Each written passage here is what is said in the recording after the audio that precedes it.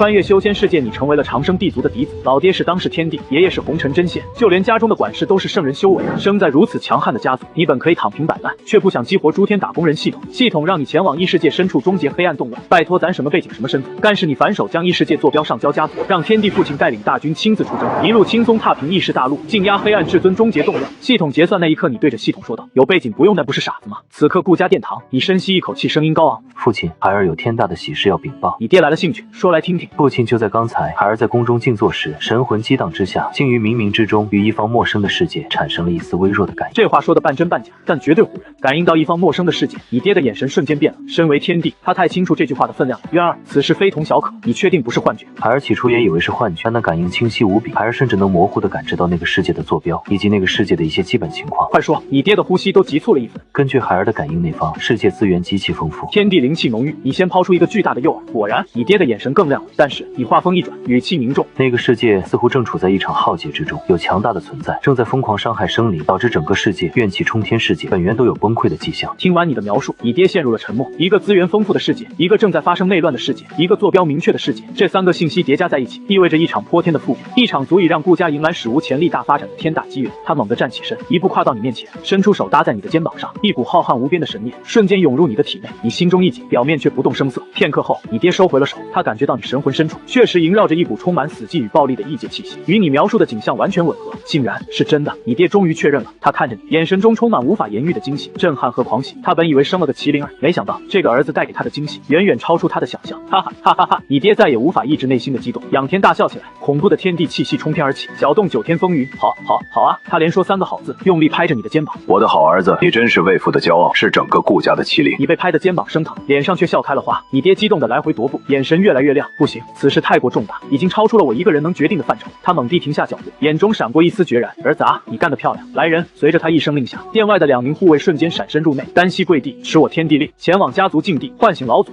唤醒老祖！2名准圣护卫身体猛地一震，脸上露出难以置信的惊骇。老祖，顾家真正的定海神针，早已踏入红尘真仙之境的无上存在，不到家族面临灭族危机，是绝对不可能惊扰老祖沉睡的。今天家主竟然要唤醒老祖，2人不敢多想，颤抖着接过天地令，化作流光，以最快的速度冲向禁地。你站在原地，心里也紧张的砰砰直跳。天呐，玩这么大！你只是想让家族帮忙解决一个破系统，结果老爹直接把战略和武器给搬出来。红尘真仙啊，一滴本源便可压他万古，一根发丝便可斩断日月星辰，这种级别的存在，竟然因为你的一番话就要被从沉睡中唤醒，刺激，简直太刺激了。渊儿，你过来！你爹走到大殿上首的宝座坐下，对着你招招手，又指了指旁边的位置，那是在他家主宝座之下唯一的一个座位，代表着一人之下万人之上的地位。你没有推辞，坦然坐下。嫣儿，你爹看着你，感慨万千。为父一直以为你最大的天赋是修行，现在看来为父错了，你最大的天赋是你的气运，是上天对我们顾家的眷顾。生子当如顾渊啊，这位威压万古的天帝毫不吝啬自己的赞美，你心里美滋滋，嘴上却很谦虚。父亲谬赞了，都是顾家气运昌盛，祖宗必有的结果。这话让你爹更加满意。就在父子俩低声交谈，规划着如何瓜分异世界时，整个顾家祖地突然剧烈的晃动一下，一股难以形容的苍茫、恐怖的气息从禁地的方向冲天而起，那气息仿佛跨越了万古时空，瞬间笼罩整个仙域。天穹之上，万道哀鸣，法则退避，整个仙域所有闭关的高手在这一刻都骇然地睁开双眼，齐齐望向顾家所在的方向，满脸惊恐。这是真仙的气息！天啊，顾家的那位竟然苏醒了！至尊殿内，你爹猛地站起身，眼中爆发出前所未有的金光。他转头看向你，脸上是抑制不住的激动。渊儿，走，随为父一起去拜见你老祖爷爷。你跟着父亲化作神虹，急速飞向禁地。很快，2人便来到禁地外围，这里是一片被混沌气笼罩的古老山脉，深处隐约可见一座巨大无比的古老仙陵。你爹深吸一口气，整理衣袍，对着仙陵的方向深深弯腰行礼。孤灵天邪子顾渊有要事禀报，惊扰老祖清修，还望老祖恕罪。你也连忙有样学样，恭敬的躬身行礼。顾家子孙顾渊拜见老祖。就在这时，一道苍老沙哑的声音从仙灵深处悠悠传来，那声音不大，却清晰的响在每个人的灵魂深处。灵天渊儿，何事扰我？回禀老祖，你爹的声音在神念加持下，清晰的传入仙灵。非是家族遭遇灭顶之灾，实乃我顾家迎来一场天大的机缘。仙灵内沉默片刻，天大的机缘，那苍老的声音再次响起，带着一丝疑惑。你们进来吧。话音落下，笼罩在禁地前方的混沌气自动分开一条通道，直通仙灵大门。你跟在父亲身后，小心翼翼地踏上通道。很快，你们就来到仙灵大门前，大门缓缓敞开，门后的景象并非阴暗陵墓，而是一片浩瀚的星空。星空中央悬浮着一座古朴的青铜古棺，棺盖已经打开了一半。你爹领着你走到古棺前方100丈处，再次深深躬身。子孤灵天拜见老祖，子孙顾渊拜见老祖。行了，又没什么外人，起来吧。苍老的声音再次响起，你终于看清棺中之人的模样，那是一个身穿灰色麻衣的枯瘦老者，头发稀疏花白，脸上布满皱纹。老者的目光先是看了一眼你爹，然后便落在你身上。他发出一声轻移。渊儿这小家伙身上似乎沾染了一丝很有趣的气息，就连本仙都难以看透。你心里咯噔一下，没等你多想，你爹已经将你之前的话原本的向老祖复述了一遍。随着你爹的讲述，老祖那古井无波的脸上终于出现一丝动容。你说渊儿能清晰地定位那方世界的坐标，正是。老祖沉默了许久之后，他那枯瘦的手缓缓抬起，在虚空中轻轻一点，嗡，一幅浩瀚无垠的星图瞬间在你们面前展开。渊儿，老祖看向你，指出那个世界在何方。你点头，凭借着系统的导航，毫不犹豫地伸出手，指向星图上一片荒芜混沌区域中一个极其微弱的暗金色光点。爷爷，父亲，请看，那方世界就在此处。顺着你手指的方向，你爹和你爷爷的目光齐齐汇聚在那浩瀚星图的一角。青铜古棺中，那位被称为老祖的枯瘦老者没有说话，他的目光似乎穿透时空，跨越无尽的混沌，直接降临到那个暗金色光点之上。嗡，一股至高无上的仙道意志以星图上的坐标为引，瞬间跨越了亿万光年的距离。你只觉得脑海里的系统界面猛地一颤，发出一阵急促的警报。警告检测到不可名状的恐怖存在，正在窥探任务。世界警告世界坐标已暴露，系统正在启动最高级别隐匿协议，隐匿失败，警告系统底层逻辑正在被裂析。你心里咯噔一下，天哪，老祖宗这么猛的吗？人还在家坐着呢，神念就直接摸到玄天大陆去了。不知过了多久，老祖的目光终于从星图上收回来，他缓缓闭上眼睛，像是在回味着什么。呵呵，一声轻笑从青铜古棺中传出，笑了就代表有戏，有意思，真有意思。老祖再次睁开眼，目光落在你身上，那眼神里多了一抹浓浓的惊奇。怨气冲天法则，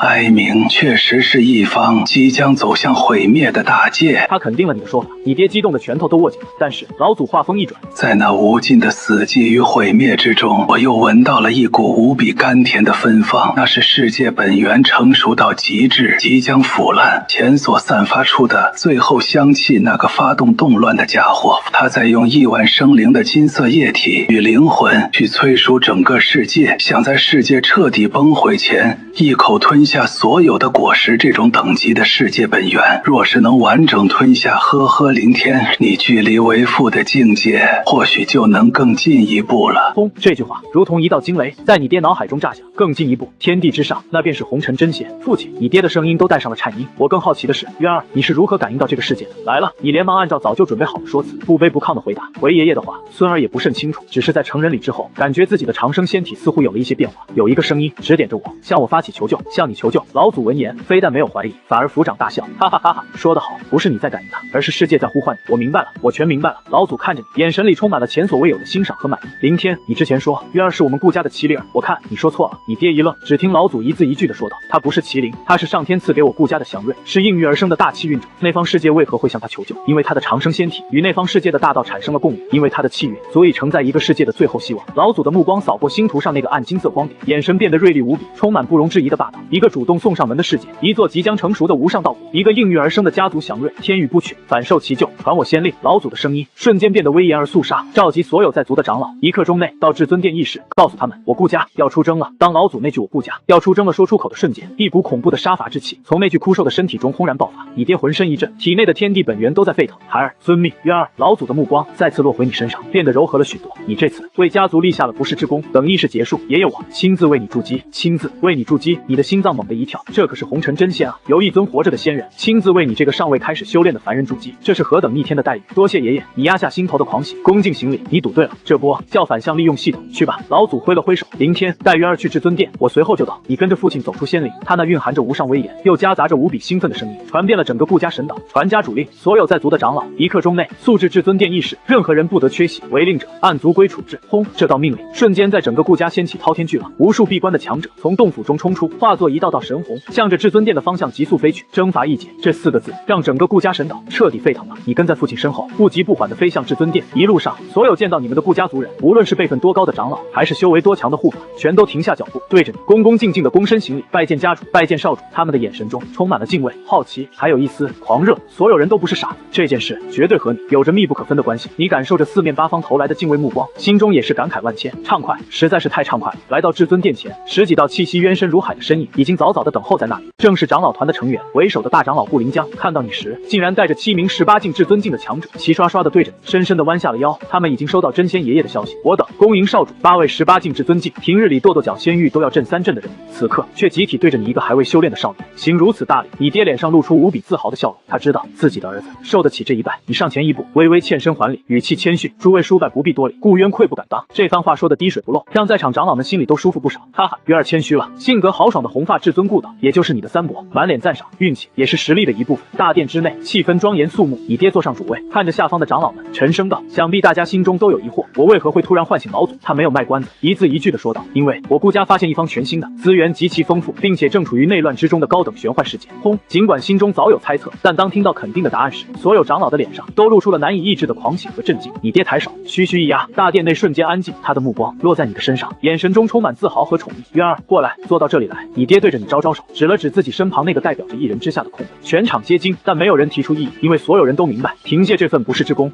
完全有这个资格。你也没有推辞，坦然的走过去坐下。就在这时，你爷爷顾家老祖那道枯瘦的身影无声无息的出现在家主宝座之上，所有人都神情一肃，齐齐起身行礼，恭迎老祖。都起来吧！老祖沙哑的声音响起，今日召集尔等前来，只为一事。老祖的声音不大，却清晰的传到每一个人的耳中。自今日起，我顾家进入最高备战状态，所有在外游历的族人即刻召回，所有必死关的太上长老全部唤醒，家族宝库全面开放，一切资源优先供应此次出征。一道道法旨从老祖口中发出，不容置疑，果决无比。他将整个征伐异界的庞大计划有条不紊的分配下去。大殿内的所有长老都领到自己的任务，一个个摩拳擦掌，激动不已。最后，老祖的目光落在了你的身上，整个大殿瞬间安静了下来。老祖的目光落在你身上，整个至尊殿落针可闻。你也有点紧张，内心却火热一片。就在你胡思乱想之际，老祖那苍老而威严的声音缓缓响起：“顾渊，孙儿在。”你连忙起身，老祖看着你，笑呵呵地问了一个问题：“渊儿，你可知我顾家为何要征伐异界？”你斟酌片刻，小心翼翼地回答道：“回爷爷的话，孙儿以为是为了让我顾家的荣光能够照耀万古，永不熄灭。”然而老祖却摇了摇头：“你说对了一半。”他伸出一根枯瘦的手指，指向大殿中的所有人：“我们征伐，我们掠夺，我们让家族变得强大，归根结底是为了什么？”老祖的声音顿了顿，目光最终回到你身上，变得无比柔和，是为了让我们的后辈不必像我们一样在困难中挣扎求存，是为了让我们的后辈可以站在我们的肩膀上去看更高更远的风景，是为了让我们的后辈生来就在终点，并且可以决定谁是引领者，谁是跟随者。一番话掷地有声，振聋发聩，所有长老都浑身一震，眼神中爆发出前所未有的光芒。你爹更是虎目含情，他明白了，父亲这是在为你铺路，是在用一场对外征伐来为你的崛起献上最盛大的贺礼。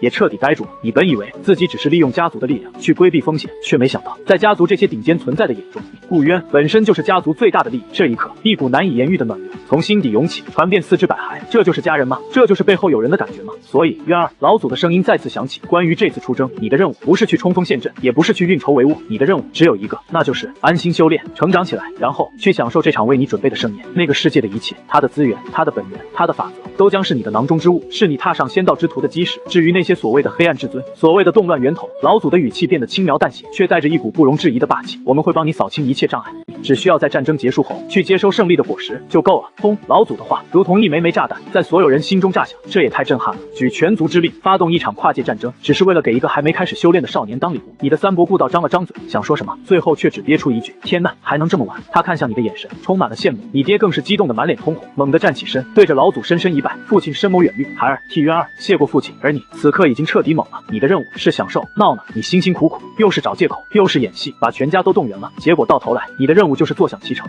这也太舒服了吧？怎么，渊儿你不愿意？老祖看着发呆的你，笑呵呵的问道。愿意，孙儿愿意。孙儿愿意的不能再愿意了。你一个机灵反应过来，连忙点头。开玩笑，这种好事，傻子才不愿意。好了，老祖摆了摆手，既然议定，那就各自去准备吧。他看了一眼你，眼中满是慈爱。渊儿，你留下，我答应过你，要亲自为你筑基。从今天起，你就搬到我的进修之地来住，直到你踏入修行之路。一尊活着的真仙，要当一个凡人的贴身导师。大殿内的长老们再一次被震惊了，他们知道一颗未来的无上巨星正在他们眼前冉冉升起。是爷爷，整个顾家这台沉寂几十万年的古老战争机器开始以一种恐怖的效率疯狂运转起来，而你则被你那位真仙爷爷带到了顾家禁地青铜仙关所在的内宇宙。爷爷，我们就在这里筑基吗？你好奇地打量着四周。呵呵，当然不是在这里。老祖指了指那口悬浮在宇宙中心的青铜古棺，去那里啊，去棺材里。你傻眼了？怎么又不愿意了？老祖斜了你一眼，愿意，当然愿意。你立刻把头摇得像拨浪鼓。开玩笑，这可是真仙的仙棺，里面肯定别有洞天。你纵身一跃，跳入青铜仙棺之中，只见棺材里是一片混沌，在混沌气的最深处，约有一方3尺见方的青色莲台，正在缓缓旋转。此乃混沌青莲的莲台，开天辟地之初便已存在。老祖的声音悠悠传来，去吧，坐到莲台上去。混沌青莲的莲台，你感觉自己的呼吸都停止了，你不再犹豫，盘膝坐上莲台。嗡！就在你坐上莲台的刹那，整个莲台猛地一颤，绽放出亿万道青色神光。今日我便以混沌为炉，以仙火为锤，为你重铸仙基，再造道体。老祖宏大的声音在你脑海中响起。下一刻，无尽的混沌气流疯狂地向你的身体涌来，压重难以想象的重压瞬间席卷全身。你感觉自己的骨骼在重组，本源在不断再生啊！你忍不住发出一声低吼，忍住！老祖的声音如重锤敲在你心头。修行之路本就是逆天而行，连这点考验都承受不住，还谈何超脱大道？你猛地清醒，一缕跳动着七彩光芒的仙火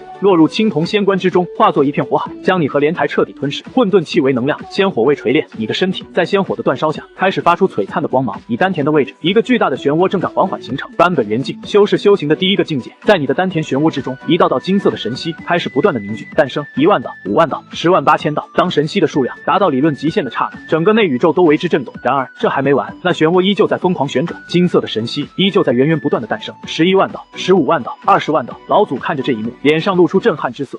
这小子到底是什么奇才？好，老祖不禁反省，仰天大笑，不愧是我顾家的祥瑞。既然如此，那老夫今日便再助你一臂之力。他猛地呼出一口至纯能量，一滴蕴含真仙精华的金色液体瞬间没入你的眉心。轰！你的身体如同被投入了核心能量的太阳，瞬间爆发出亿万丈神光。你丹田内的神息数量开始以一种爆炸性的方式疯狂增长，30万、50万、80万、100万。当神息的数量最终定格在100万道的时候，所有的神息猛地向内一缩，凝聚成一尊金色的神祇。那神祇盘坐在漩涡中央，宝相庄严，面容与你一般无二，万古第一。版本原境，凝聚100万神息，化生本命神祇。这已经不是打破神话，这是在创造一个全新的神话。老祖看着这一幕，激动的浑身都在颤抖。他知道自己亲自为顾家创造出一尊真正的妖孽。青铜仙棺内，混沌气渐渐平息，仙火也缓缓散去。你盘坐在青色莲台之上，感受着体内那股仿佛可以撕裂天地的爆炸性力量，整个人都有点不真实的感觉。你缓缓睁开双眼，轰！2道金色的神芒从你眼中爆射而出，洞穿层层混沌气。天呐，你自己都吓了一跳。你从莲台上站起，对着棺材外的老祖恭恭敬敬地行了一个大礼，多谢爷爷为我筑基，此等再造之恩，孙儿永世不忘。呵呵，起来吧，一家人不说两家话。老祖笑呵呵地扶起你，你这小子倒是给了我一个天大的惊喜。从今天起，你便是我顾家当之无愧的万古第一天骄。你被夸得有点不好意思。就在这时，一道冰冷的机械音突兀地在你脑海中响起。叮，检测到宿主生命层次发生跃迁性改变，警告警告！宿主根基数据溢出，超出系统可计算上限，系统模块发生未知冲突，正在尝试重启，重启失败。一连串急促的警报音和乱码在你脑海里疯狂刷屏，你愣住了，都快忘了这玩意儿了。新手任务已更新，主线任务1，在黑暗动乱中存活下来，已完成。奖励：至尊骨可分配乘以3。主线任务2，杀死一尊黑暗至尊，已变更。新任务：见证一尊黑暗至尊的陨落。终极任务：终结此次动乱，已变更。新任务：见证此次动乱的终结。系统啊系统，你总算是开窍了，你心里给系统点了个赞。叮，新手任务奖励至尊骨乘以3已发放至系统空间，可随时提取。奖励都直接发了，你心念一动，摊开手掌，嗡，3块神光战战，道音隆隆的至尊骨凭空出现，悬浮在你的掌心。老祖看了一眼，略感诧异，天生道骨，而且还是3块，你这气运倒真是奇特。在他看来，这更像是你气运鼎盛，天地大道主动馈赠的祥瑞。还行吧，就是感觉有点多余。你掂掂手里的3块骨头，随口说道。老祖听到这2个字，眼角不禁抽了抽。天生道骨，无数天骄梦寐以求的东西，到你这就成多余的。不过转念一想，自己这孙儿是以混沌青莲台为基，以真仙仙火和能量淬体的存在，他自身的骨骼早已超越所谓的道骨，这几块至尊骨对他而言确实算不上什么。7天时间，弹指一挥间，顾家神岛的上空，一座横跨万里的巨大门户巍然屹立于宇宙星海之间。仙门之下，密集的人海早已集结完毕，那冲天的杀伐之气几乎将仙域的天穹都染成了一片肃杀。整个仙域所有不朽的势力全都被惊动了。顾家动了，他们想干什么不知，但能让他们摆出这等阵仗，所图必定不小。约束族人不要去惹顾家的麻烦。一时间，整个仙域风声鹤唳，你爹顾凌天身着地袍，屹立于至尊殿前，冷哼一声，天地威压轰然爆发。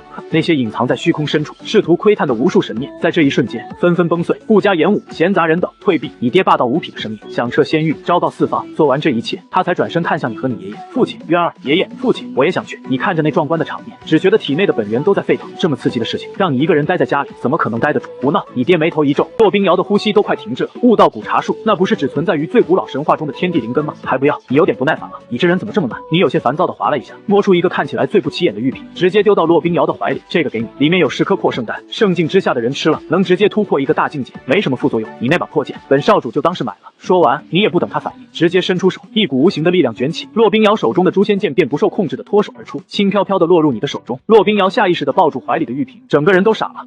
破圣丹，圣境之下，直接突破一个大境界，他感觉自己像是在做梦。这种逆天的丹药，他就这么随手丢过来了，还一给就是10颗，就为了换自己这把残破的诛仙剑。这哪里是交易，这分明就是赤裸裸的赏赐。一股前所未有的震撼和冲击感在骆冰瑶的心中炸开。他一直以为自己是玄天大陆最顶尖的存在，可直到今天，他才发现自己是多么的渺小，多么的贫穷。剑倒是不错，就是残旧了点。你拿着诛仙剑掂了掂，三伯，你回头喊了一声：“哎，渊儿，啥事？”你三伯顾到屁颠屁颠的跑过来，这把剑麻烦帮我找个炼器师给我修修，再加点好料，弄得漂亮点。你随手将诛仙剑丢给他。好嘞，你三伯接过剑，随即瞥了一眼旁边还处于石化状态的骆冰瑶，嘿嘿一笑：“渊儿，这小妞怎么处置？我看她根骨还行，要不也给你抓回去当个侍女。”侍女？骆冰瑶浑身一震，从石化状态中惊醒过来。我堂堂玄天女帝，竟然要沦落到给人当侍女的地步吗？她握紧了拳头，指甲深深的陷入掌心，不甘，但最终都化作一股深深的无力感。反抗？拿什么反抗？侍女？你看了她一眼，不得不说，这女人底子确实不错。不过你身边的侍女已经够多了，暂时不想再加人。算了，我那不缺人。你摆了摆手，兴趣缺缺。不过你话锋一转，摸了摸下巴。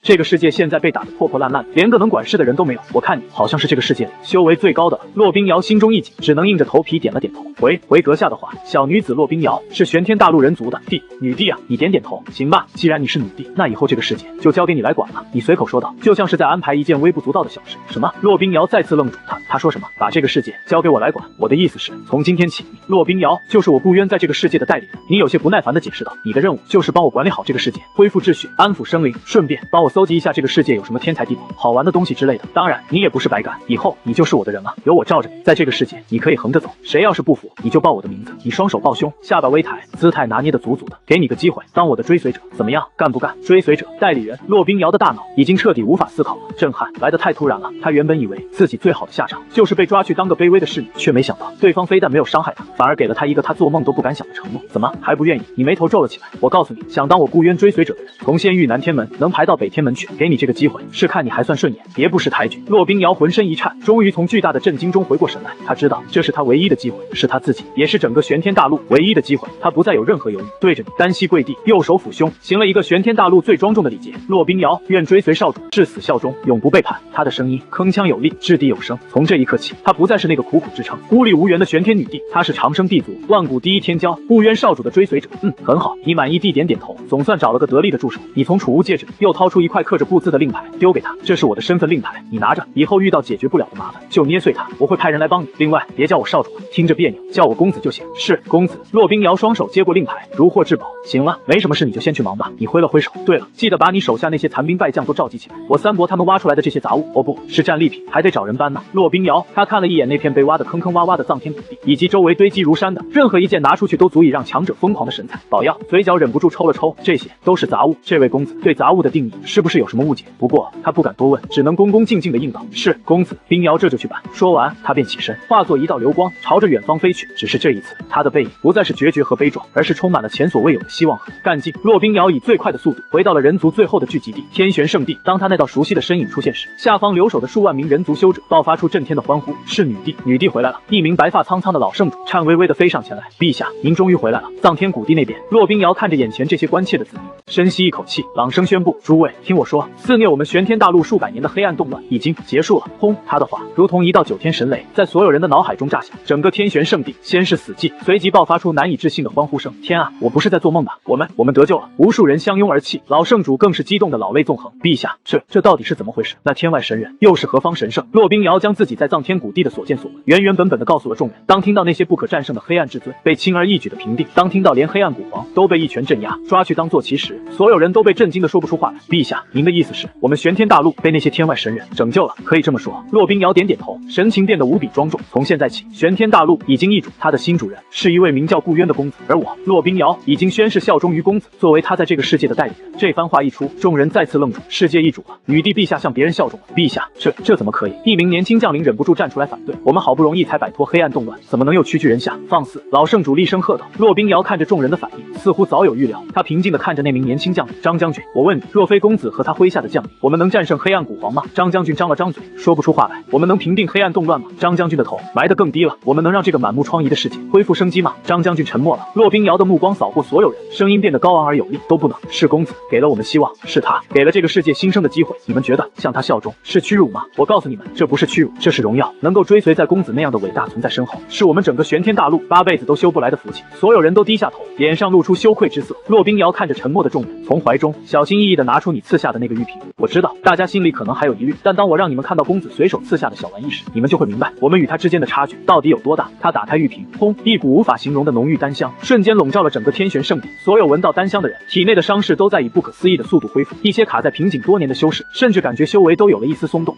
这是什么神丹？老圣主骇然。骆冰瑶倒出一粒丹药，托在掌心。此丹名为破圣丹。公子说，圣境之下，服用1颗便可无视瓶颈，直接突破一个大境界。什么？这一次，就连老圣主都再也无法保持镇定。骆冰瑶将目光落在了那名年轻将领身上。张将军，你如今是13境神王境巅峰，对吗？张将军点点头。这颗丹药便赐予你。骆冰瑶将丹药递了过去。你敢当着所有人的面服下它吗？张将军看着递过来的丹药，整个人都僵住了。他被困在13境巅峰已经足足50年了，圣境是他梦寐以求的境界。末将不敢。张成浑身一激灵，单膝跪地。末将只是觉得太过匪夷所思。末将愿为陛下一试。他的眼神中闪过一丝决然，万一是真的呢？他不再犹豫，在数万道目光的注视下，仰头将丹药吞入腹中。丹药入口即化，化，化作一股温和的暖流。什么都没有发生，人群中响起一声微不可察的叹息，不少人脸上都露出失望之色。果然，这世上哪有那么神奇的丹药？就在张成脸上也露出一丝苦涩笑容，准备向女帝请罪的时候，轰！一股恐怖绝伦的气息毫无征兆地从张成体内轰然爆发，金色的圣光如同火山喷发一般冲天而起，天地间的法则疯狂地向他的身体汇聚而来。这是成圣之兆！老圣主第一个反应过来，他瞪大双眼，嘴巴张得能塞下一个拳头。他真的要突破？所有人都傻了，前后不过几息的功夫就要成圣了，这哪里是突破？这分明是吃饭喝水一样简单。在所有人骇然的目光中，张成缓缓升空，他能清晰地感觉到那道困扰他50年的瓶颈，在那股药力面前，如同纸糊的一样被轻而易举地捅破。圣境，这就是圣境的力量啊！张成仰天发出一声长啸，猛地睁开双眼，两道实质般的金色神芒爆射而出，他成功了，真的踏入14境准圣境，而且他的气息还在以一种恐怖的速度稳定攀升。准圣境初期、中期，直到准圣境后期才缓缓停下。境，整个天玄圣地死一般的寂静，所有人都如同被施了定身术一般，呆呆地看着天空那道散发着滔天圣威的身影，大脑一片空白。神迹？不，这是神话！扑通，张成从空中落下，没有丝毫犹豫，直接对着骆冰瑶身后空无一人的方向五体投地，重重地磕下去。醉将张成，叩谢公子再造之恩，从今往后，张成这条命就是公子的。他的声音不再有半分不服，只剩下无尽的敬畏和虔诚。这一刻，他才真正明白骆冰瑶那句这不是屈辱，这是荣耀的真正含义。看着跪在地上的新晋圣人张成，在场所有的人族修者再也没有任何疑虑，他们的眼神齐刷刷地看向骆冰瑶，充满和张成一样的狂热。扑通扑通，以老圣主为首，在场数万名人族修者齐刷刷地跪了下去。我等愿追随女帝陛下，我等愿为公子效死。山呼海啸般的声音响彻云霄。骆冰瑶看着眼前这一幕，心中也是激荡不已。都起来吧！他抬了抬手，声音恢复女帝的威严。老圣主张将军，你们立刻整合所有将士，清点所有物资，天亮之前随我出发，前往藏天谷地。遵命，陛下。我们去藏天谷地做什么？一名长老好奇地问道。骆冰瑶看了一眼那片被挖得坑坑洼洼的禁区方向，嘴角勾起一抹自己都未曾察觉的苦笑。去帮公子整理战场，搬运战利品。当骆冰瑶带着浩浩荡荡的人族大军赶到藏天谷地时，看到的是更加震撼的一幕：一个深不见底的巨坑出现在禁区原来的位置，巨坑边缘堆放着小山一般的各种神材、仙骨、古堡，霞光万道，锐气千条。而你正百无聊赖地坐在一张神经打造的椅子上，脚边是那头乖巧的像个宠物的黑暗麒麟。公子，您要的人手我给您带来了。骆冰瑶硬着头皮上前行礼，他身后以老圣主和新晋圣人张成为首的数万修者，在看到眼前这幅景象时，集体失声。堆积如山的圣药、神经，任何一件都足以在玄天大陆掀起风雨，可在这里却被随意的堆放在地上。你懒洋洋地抬了抬眼皮，瞥了一眼他们。行了，来了就行。你指了指旁边那几座宝物堆成的小山，看到没？那些东西都是赏给你们的。什么？骆冰瑶和你身后的人族修者们再次集体发懵。赏给我们了？公子，这太贵重了。老圣主颤声说道。别推辞，让你们拿着就拿着。你有些不耐烦地挥挥手，本公子看不上这些东西，留着还嫌占地方。你们拿去，赶紧恢复实力，把这个世界给我管好。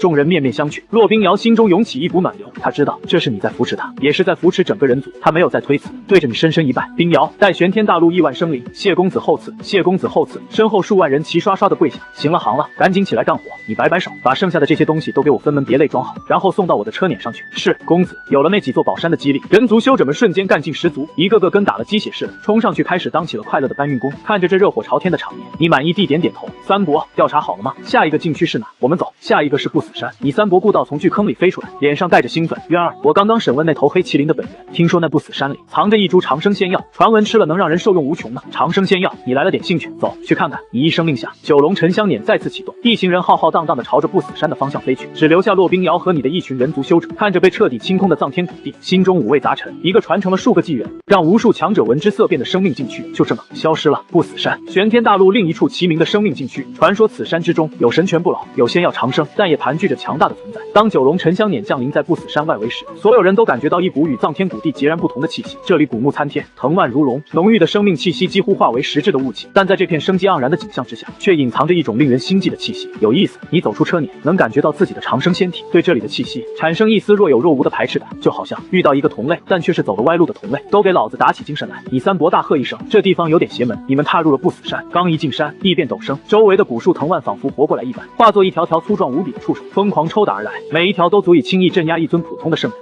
雕虫小技，一名天歌军校尉冷哼一声，手中天歌一扫，将数以万计的藤蔓化为齑粉。然而那些被斩断的藤蔓很快又重新化作生命能量，融入大地。紧接着，更多的藤蔓从地底钻出，仿佛无穷无尽。山林深处，一头头由山石、古木凝聚而成的石人、树妖也悍不畏死地冲来。天歌军的将士们组成战阵，将一头头扑上来的怪物撕成碎片。但这些怪物和藤蔓一样，被打碎后很快又会重新凝聚，仿佛根本杀不死。三伯，这地方有点古怪。你看着这一幕，微微皱眉，确实邪门。你三伯也面色凝重，这些怪物似乎与整座不死山连为一体，山的本源不灭，他们就能无限重生。而且我感觉到他们在不断的吸收我们将士散发出的生命力。他指了了指那些看似浓郁的生命雾气。这些雾气有问题，他们在窃取生机。窃取生机。听到你三伯的分析，你眉头皱得更紧了。你的长生仙体对生命气息的感知远超常人，从一踏入这座不死山，你就感觉到一种极度的不舒服。它无时无刻不在散发着一种对生命的贪婪和渴望。渊儿，这地方太诡异了，不能再让将士们这么耗下去。你三伯看着前方战阵中，将士们身上那股生命能量确实在以一种微不可察的速度流逝。天歌军的将士可都是顾家的宝贝，折损在这里，他回去非得被你爹责罚不可。这些鬼东西杀又杀不死，还会吸人生机，跟个吸人的蚊子窝一样，烦死人了。你三伯越说越火大，浑身的至尊气息不受控制的迸发出来。渊儿，你退后，看三伯我一拳把这破山给轰平了。说着，他就要显化出万丈法身，准备用他最擅长的方式解决问题。等等，三伯，你连忙出声制止，我不是那个意思。你有些无语的看着自己这位性格直接的三伯，我是说，这山既然叫不死山，肯定有它的玄妙，就这么一拳打没了，多可惜啊！你背着手，看着远处那些不断重生的怪物大军，眼神里充满了好奇和审视。一个能自我循环，还能转化生机的生态系统，这玩意要是研究透了，说不定比直接打爆它价值更大。这不死山的运作模式，简直就是一个另类的循环系统。要是能把这套法则解析出来，融入到家族的护山大阵里，那顾家的防御岂不是又能上一个台阶？我的意思是，擒贼先擒王。你指着山脉深处，他们的源头肯定在山里，我们直接进去，把他的老巢给端了，不就一了百了了？这样既能解决问题，又能把这座山的价值最大化。你三伯听完，一拍大腿，对啊，我怎么没想到？还是渊儿你脑子好使，不像我就知道动手。他转过身，对着天歌军团发出一声暴喝：所有将士听令，结玄天战阵，给老子一路碾过去！目标不死山核心，遵命！数千名天歌军将士齐声怒吼，身上的气息瞬间连成一片，化作一个巨大的金色箭头，狠狠地朝着不死山深处穿透过去。轰！战阵所过之处，无论是10人还是藤蔓，全都在瞬间粉碎。一条由能量铺就的康庄大道，就这么硬生生的在不死山中被开出来。你则悠哉的回到车辇里，重新躺回万年暖玉软榻上。青儿和珠儿2个侍女连忙给你递上包好的灵果，公子，您尝尝这个，是刚从不死山里摘的长生果，听说吃了能增寿600年呢。你拿起那颗散发着诱人清香的果子，看了一眼，又随手丢到一边。一股子通过不正当手段转化的生命力，味道能好到哪去？你撇了撇嘴，一脸嫌弃。一旁的黑暗麒麟看到这一幕，眼皮子忍不住跳了跳。长生果啊，那可是不死山里最顶级的神物之一，这位小祖宗竟然嫌弃它味道不好。就在黑暗麒麟怀疑人生的时候，九龙沉香年猛地一震，停了下来。怎么停了？你坐起身，朝外面看去，只见前方的天歌军战阵也被迫停下来。在他们前方出现一片广阔的湖泊，湖水呈现出一种诡异的乳白色，湖面上飘着淡淡的薄雾，散发着比之前浓郁100倍的生命气息。而在湖泊的中央，有一座不过100米方圆的小岛，岛上生长着一棵通体碧绿、流光溢彩，仿佛由翡翠雕琢而成的小树，树上结着一枚拳头大小、形似婴儿的果子，那果子还在微微的呼吸着。每一次呼吸，整个湖泊的湖水都会随之涨落，一股让你都感到心惊的生命气息，正是从那枚果子上传来的。长生仙药！你三伯那充满震惊的声音在外面响起来，那就是长生仙药。你站在车辇上，眯着眼睛打量着湖心岛上那棵小树和树上那枚形似婴儿的果子，你能清晰的感觉到那枚果子中蕴含的生命能量庞大到了一种匪夷所思的地步，甚至比你爷爷给你的那滴真仙本源还要精纯磅礴。这得是积攒了多少岁月，转化了多少生灵的寿元，才能铸就出这么一枚仙药？发了，发了！渊儿，我们这次真的发了！你的三伯顾到搓着手，激动的满脸通红，他死死的盯着那枚果子，那眼神充满了渴望。这绝对是传说中的人形仙药，而且看样子已经彻底成熟了。这能量给一位至尊服用，恐怕都能摸到天地境的门槛。他越说越兴奋，恨不得现在就冲过去把那果子摘下来。不只是他，身后的天歌军将士一个个也都呼吸急促，眼神狂热。长生仙药，这可是只存在于神话传说中的东西，在这种连个正经至尊都没有的破地方，居然能孕育出这等重宝，都给老子冷静点！悟道到底是至尊强者，很快就从狂喜中冷静下来。他一嗓子吼过去，让那些有些上头的天歌军将士们都打了个激灵。越是这种宝贝，旁边就越有厉害的家伙守着，都别给老子大意了！他目光凝重地扫视着那片诡异的乳白色湖泊，这湖水给我一种极度危险的感觉。三伯说的没错，你开口了，声音很平静，却让所有人都安静下来。这湖水有问题！你指着那片看起来人畜无害的湖泊，这湖水里蕴含的根本不是什么生命气息，而是最精纯的寿元。这座不死山就是一个巨大的陷阱，他用这些看似生机勃勃的景象引诱外来者进入，然后无声无息地盗取他们的寿元，最终都汇聚到这片湖里，用来浇灌这株仙药。你的话让在场的所有人都感到一阵毛骨悚然。盗取寿元，这比直接清场还要可怕！他娘的，好毒辣的手段！顾道听完也是一脸后怕，他刚才光顾着激动了，差点就着了道。要是他真的不管不顾冲过去，就算他是至尊，在这片专门盗取寿元的湖泊里，恐怕也得被扒掉一层皮。而以他至尊的寿元，恐怕眨眼间就能彻底催熟这株仙药，然后幕后黑手就可以摘果子了。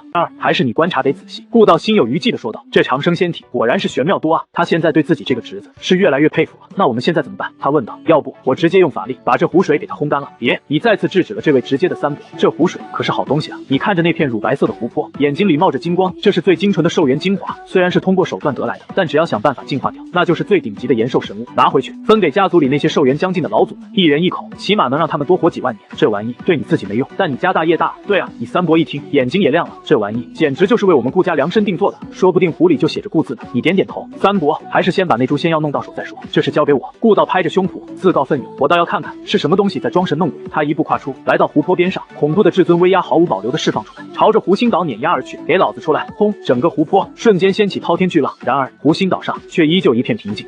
还不出来？顾道眉头一皱，感觉自己的威严受到了挑衅。他冷哼一声，抬起手，一掌拍向湖面。这一掌足以震碎一颗星辰。然而诡异的一幕发生了，那毁天灭地的一掌，在接触到乳白色湖水的瞬间，竟然无声无息的消融了，仿佛泥牛入海，没有掀起任何波澜。什么？顾道愣住了。就在这时，那平静的湖心岛上终于有了动静。那棵通体碧绿的小树无风自动，树叶沙沙作响。一道苍老、疲惫却又带着一股沧桑的悠远声音从岛上传来：哎，多少年了，又有人来打扰我的清静，外来者离开吧，这里不是你们该来的地方。长生不是你们能够窥探的禁忌。李三伯听到这声音，非但没有退缩，反而战意更加高昂。藏头露尾的家伙，给老子出来！三伯，等等！你却再次拦住了他。你看着湖心岛的方向，嘴角勾起一抹玩味的笑容。出来聊聊吧，或许我们可以做个交易。湖心岛上沉默了片刻。交易？那苍老的声音带着一丝疑惑和冷漠。你能有什么？是无需要的，我能给你真正的长生。你一字一句的说道。这话一出，不光是湖心岛上的存在，就连你三伯和那头黑暗麒麟都愣住了。给你真正的长生，你是不是有点说大了？长生那是连真仙都在苦苦追寻的终极大道，你一个扳本元境的小修士，凭什么敢说这种大话？然而你却是一脸的自信，因为你知道对方这种靠掠夺寿元苟延残喘的状态，根本算不上真正的长生，那只是一种可悲的续命手段。而你背后的顾家却有希望让他看到真正的长生之路。果然，在你这句话说出口后，湖心岛上的那个存在沉默了更久。许久之后，呵呵一声轻笑传来，有意思的小家伙，你进来吧，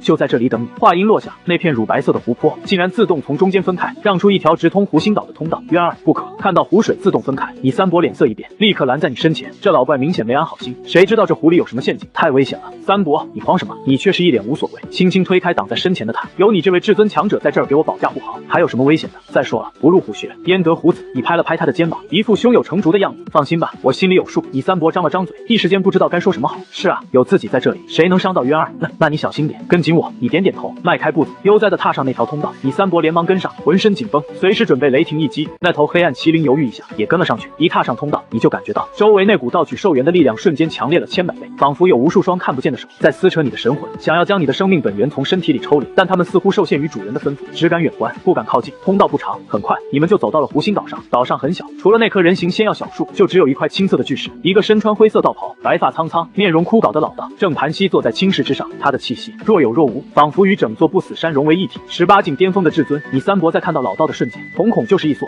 这老家伙的实力居然如此强大！你来了！老道缓缓睁开双眼，那是一双浑浊的眼睛，里面只有无尽的岁月沧桑和死寂。他的目光越过你三伯，直接落在你身上。长生仙体，呵呵，真是怀念的气息啊！果然是你。你看着老道也笑了，自我介绍一下，老夫道号长生，乃是上个纪元这方世界初诞生时第一位正道者，长生道人啊！你点点头，名字倒是不错，就是有点名不副实。你管你现在这副半死不活的样子叫长生，你靠着转化他人寿元苟延残喘，也配叫长生？你毫不客气地评价道，你这哪是长生，你这叫受罪！长生道人那古井无波的脸上终于出现一丝怒意，小辈休得无礼！一股恐怖的威压从他身上散发出来，朝着你碾压而去。然而你身旁的顾道只是冷哼一声，至尊威压轰然爆发，直接将长生道人的威压冲得七零八落。老家伙，在我家少主面前你也敢放肆？长生道人脸色一变，这才重新审视起你三伯。至尊，又一位至尊。长生道人浑浊的眼眸中闪过一丝忌惮，他能感觉到眼前这个红发壮汉的本源之力比他这个靠外物苟延残喘的老家伙要强盛太多。更让他心惊的是，如此强者竟对你一个还没正式修炼的小子摆出如此低的姿态，这小子的来头怕是比他想象的还要恐怖。三伯，别激动！你的声音从他身后传来，悠哉地绕过他的身躯，重新站到长生道人面前。我就是来聊聊，又不是来打架的。道长，你说是吧？长生道人压下心中的波澜，深深地看了你一眼，没有说话。你也不在意，绕着那棵人形仙药小树转了一圈，啧啧称奇，真是个特别的设计。以自身长生体为阵眼，与不死山地脉相连，在布下掠夺之阵，窃取万物寿元，浇灌出一株续命仙药。你管这个叫长生？你突然停下脚步，转过身，直视着长生道人，脸上的笑容消失了，取而代之的是一种极致的冷淡。真是滑天下之大稽！你这不叫长生，你这叫自我囚禁。你把自己变成了这方天地法则的囚徒。你看看你，与山脉相连，与地气相通，听起来很厉害，但你敢离开这座山一步吗？你敢离开这方世界一步吗？你不敢，因为你一旦离开，这套体系就会崩溃，你那腐朽的身躯会在瞬间化为灰烬。你的话如同一柄柄尖刀，精准地刺入长生道人最脆弱的地方。长生道人的脸色瞬间变得无比难看，一派胡言。他厉声呵斥，但声音里却透着一股底气。气不足的虚弱。无言，你笑了，笑声里满是讥讽。真正的长生是超脱，是逍遥，是跳出常规。而你呢？你把自己和这个小世界的法则捆绑在一起，靠吸食它的养分为生。世界生，你才能活；世界灭，你就得跟着一起消亡。你这叫哪门子的长生？你这是给天地当看门狗啊！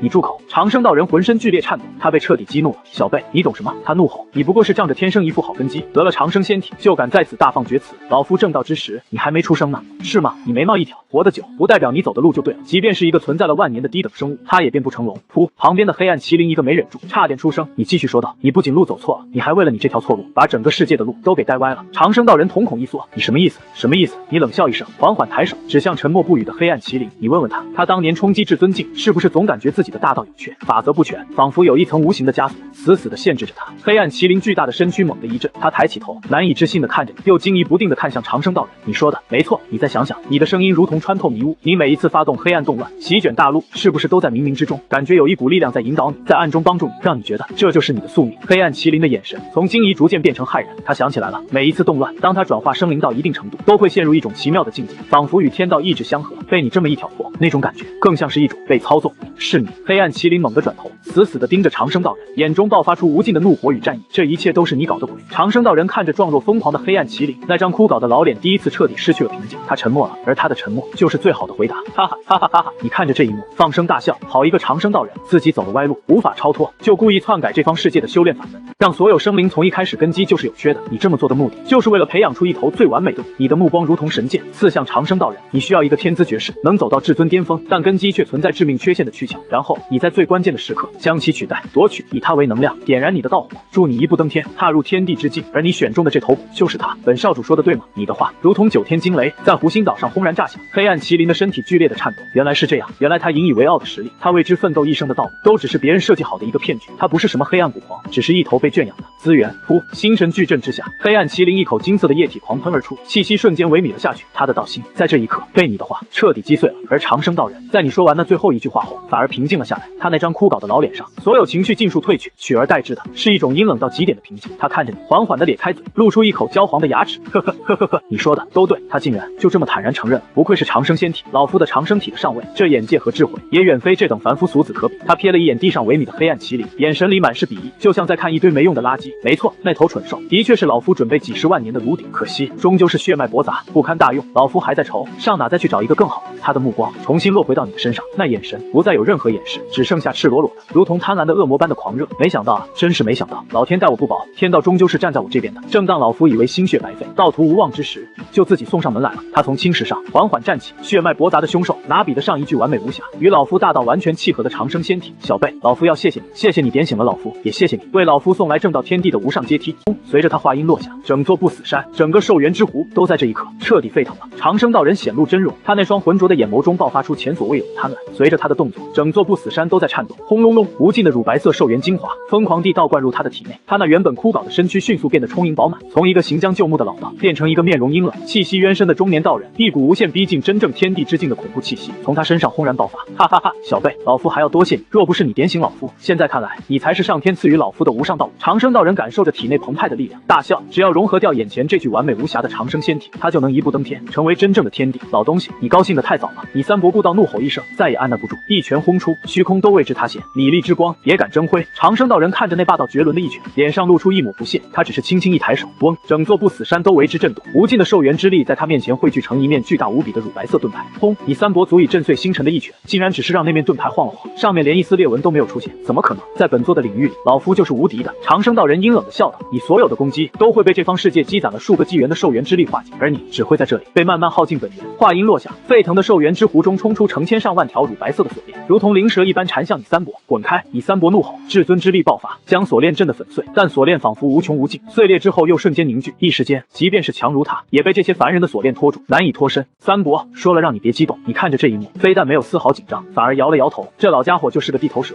三伯现在有些心急了，小辈，现在轮到你了。长生道人解决了你三伯这个麻烦，目光再次锁定在你身上，在他看来，你就是这场盛宴最关键的主菜。他身形一晃，瞬间出现在你面前，一只缠绕着寿元元法则的大手朝着你的额头狠狠抓下，你的身体是我的了。他脸上是抑制不住的狂喜，然而你只是静静的站在那里，甚至还打了个哈欠，那眼神就像是在看一个跳梁小丑。演完了吗？你撇了撇嘴，说实话，你的表演挺拙劣的。长生道人心中一怒，手上力道更重3，可就在他的手即将触碰到你头发的刹那，他整个人连带着他的领域都毫无征兆的凝固了，空间仿佛在这一刻冻结，一股无法用语言形容、超越这方世界所有法则理解的无上威压悄无声息的降临。在这股威压面前，长生道人那堪比天地境的力量，渺小的如同尘埃。他那只抓向你的手，就那么僵在半空中，动弹不得，脸上的狂喜也彻底凝固，取而代之的是无尽的茫然和发自灵魂深处的恐惧。怎么回事？发生了什么？他与不死山，与整个世界的连接，仿佛被一只无形的大手轻而易举地掐断了。谁？是谁？他想咆哮，却发现自己连声音都发不出来。就在这时，一道平静、温和，却又蕴含着言出法随、执掌万道威严的声音在天地间悠悠响起。是谁给你的胆子，感动我的儿子？这声音不大，却清晰地传入玄天大陆每一个生灵的耳中。紧接着，在你面前的虚空，如同水波一般荡漾开来，一道身穿白色长袍、黑发披肩、面容英武的身影缓步从中走出。他只是站在那里，整个玄天大陆的法则都在为之哀鸣、臣服。来人，正是你的父亲，当时天帝顾灵天。爹，你可算来了。你脸上没有丝毫意外，你第一次出门还带了顾道这个性子急的，我当然得看着。你爹看都没看那已经吓呆的长生道人，目光温和地落在你身上，还伸手帮你理了理有些乱的衣角。大哥，另一边，你三伯身上的束缚烟消云散，他有些不好意思地挠了挠头，凑过来喊了一声：“我刚才就是跟他玩玩，还没认真呢。”玩？你爹瞥了他一眼，差点让渊儿陷入险境，这也叫玩？回去自己去受罚啊！你三伯脸一垮，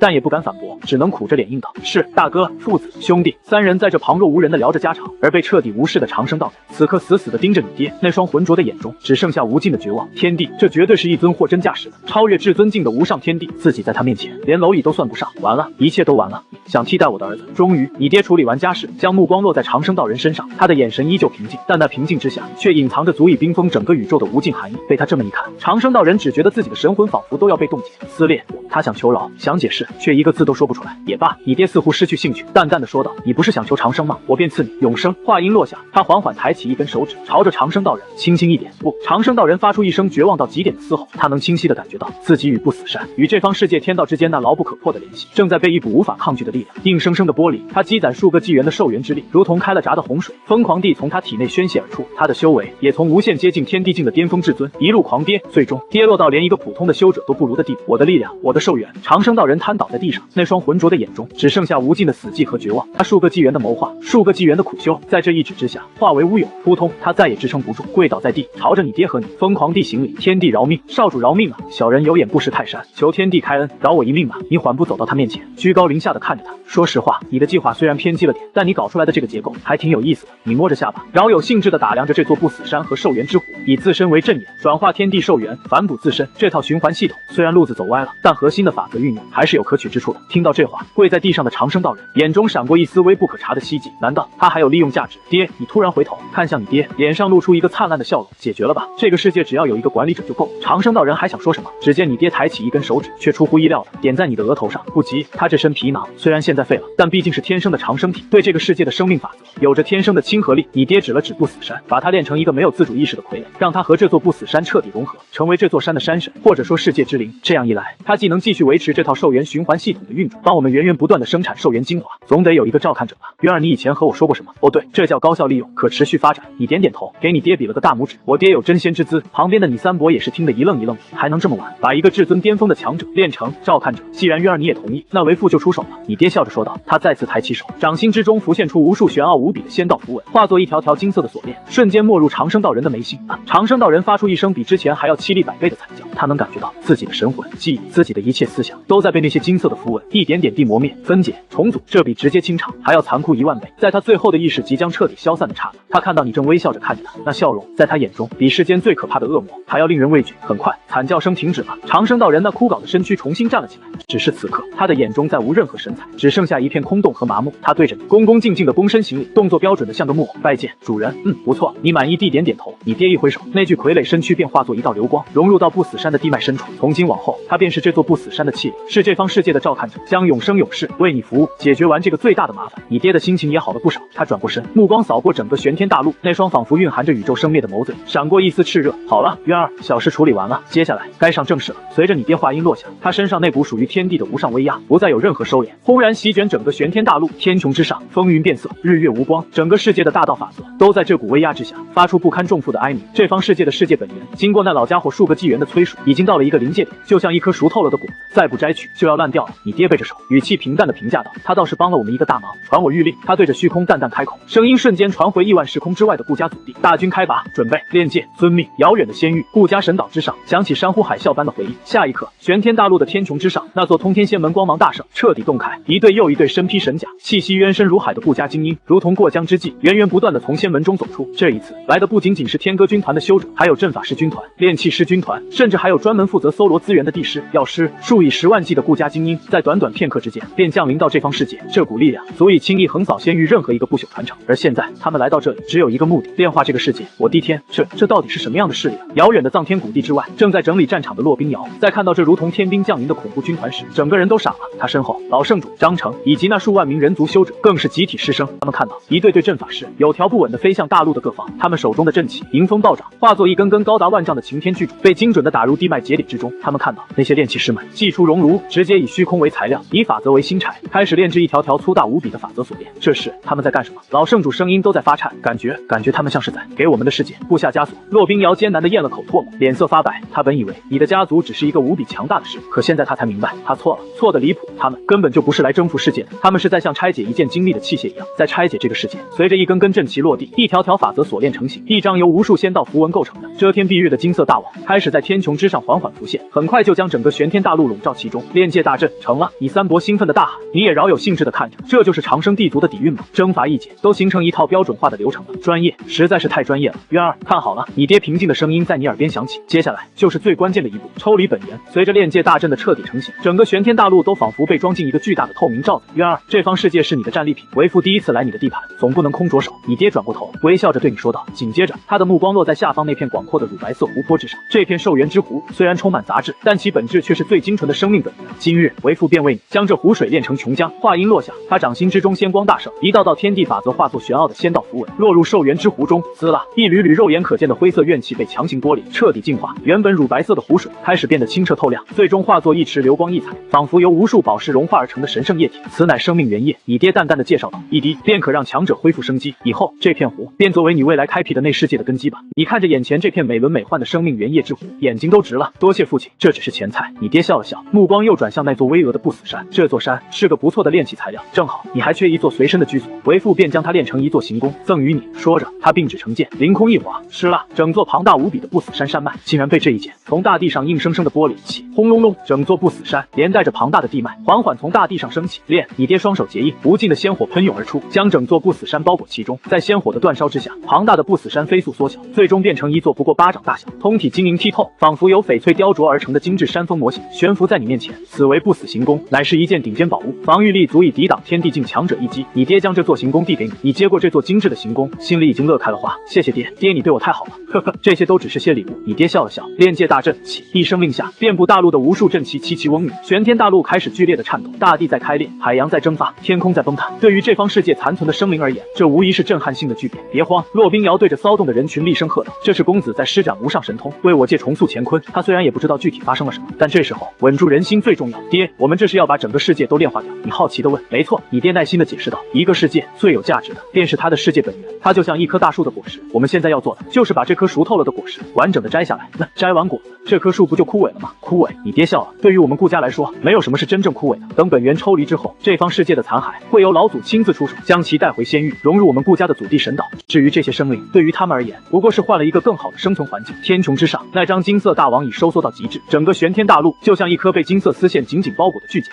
你爹口中吐出一个字，轰隆隆，整个世界发出最后的声响，大地彻底崩解，海洋完全蒸发，天空塌陷，所有的一切物质都在炼界大阵的伟力之下被分解、被压缩、被炼化，一股股精纯到极点的能量洪流疯狂地涌向大陆的中心。远处的骆冰瑶等人已经完全看呆了，他们的世界在他们眼前被彻底重塑，要出来了。你也收起玩味的心态，神情变得专注起来。终于，一颗约莫人头大小、通体呈混沌色、表面流转着亿万法则神链，仿佛一颗正在呼吸的核心般不断搏动的晶体，从崩解的世界废墟中缓缓升起。世界本源，这就是玄天大陆积攒数个纪元，被长生道人催熟无数岁月，准备用于突破天地境的精华。好东西，就连你三伯这样的至尊强者看到这颗世界本源都忍不住赞叹。收，你爹却显得很平静，他只是轻轻一招手，那颗世界本源便乖巧地飞到他手中。他拖着这颗世界本源，就像拖着一颗普通的宝石，直接转身递到你的面前。渊儿，你的战利品。他的语气平淡的就像是在说，儿子，给你的礼物。你看着眼前这颗还还在微微搏动的世界本源，眨了眨眼，你伸出手，小心翼翼的接过，入手温润沉甸甸的，仿佛拖着一整个世界。爹，这玩意能量好庞大，你由衷的感叹。那是自然，你爹笑道，其价值不亚于一件至宝。爹，这东西太贵重了。你想了想，还是把世界本源递了回去。您不是说这玩意能帮您突破到真仙之境吗？还是您留着用吧。你希望自己的老爹能变得更强，老爹强了，你这个仙二代才能当得更安稳，这叫投资。你爹听到你的话，先是一愣，随即那双深邃如星空的眼眸中流露出无尽的欣慰和自豪。他没有立刻去接，而是伸手重重的拍了拍你的肩膀。好小子，没白疼你，知道体谅老子了。他心里暖洋洋的。爹，您就收下吧。你再次把本源往前递了递，我才刚开始修炼，用这么好的东西太浪费了。您用了，我们顾家就多一尊真仙，那才是最大的好事。你爹看着你真诚的眼神，心中感动，但还是摇了摇头。渊儿，你的心意为父心领了，但这颗本源你必须收下。他将你的手推了回去，神情变得严肃起来。